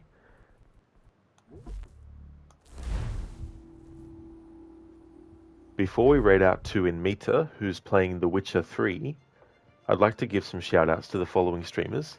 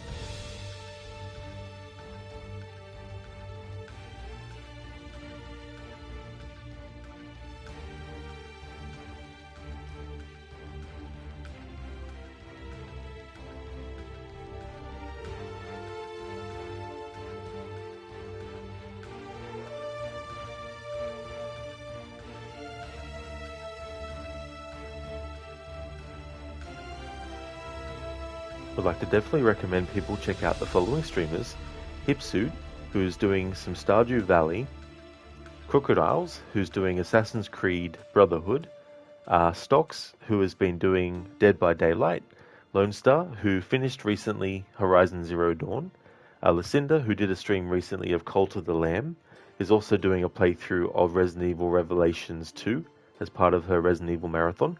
Mr. Gote is a streamer of games like Banishers, Ghosts of New Eden, and Scar is doing a playthrough of Days Gone, as well as Indiana Jones and the Great Circle, and Shillerlock is doing his playthrough series of Assassin's Creed.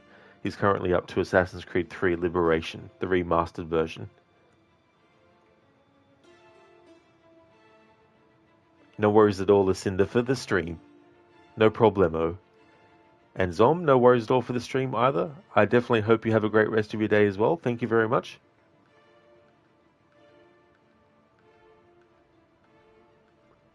No worries at all, Lucinda, for the shout out as well. More than happy to give you one.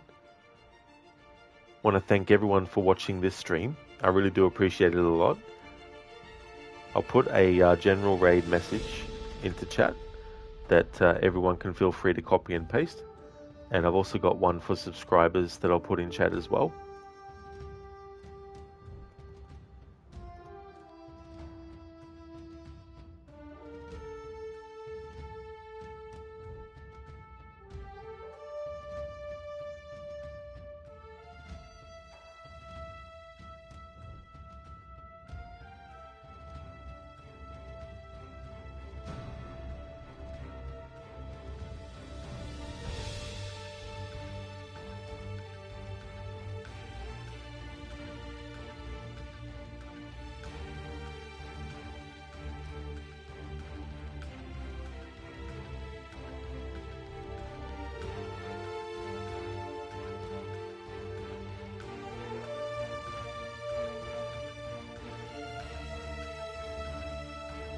So the current schedule is on Monday, Doom 2, Hell on Earth. That's part of my Doom marathon that I'm doing on Mondays. Tuesday is a stream day off. Sometimes it'll be an extra stream day that I want to use for certain games on the schedule. Or it could also be just a random game that I want to do that's not actually on the schedule. Wednesday and Thursday, of course, is currently Assassin's Creed. When I finish this playthrough, though, the Wednesday and Thursday game will be changed. It won't be an Assassin's Creed game, though, but it'll be changed. Friday is Vampire. And then on the weekend, continuing my Rise of the Tomb Raider playthrough, doing a music-only run. So that's the current schedule.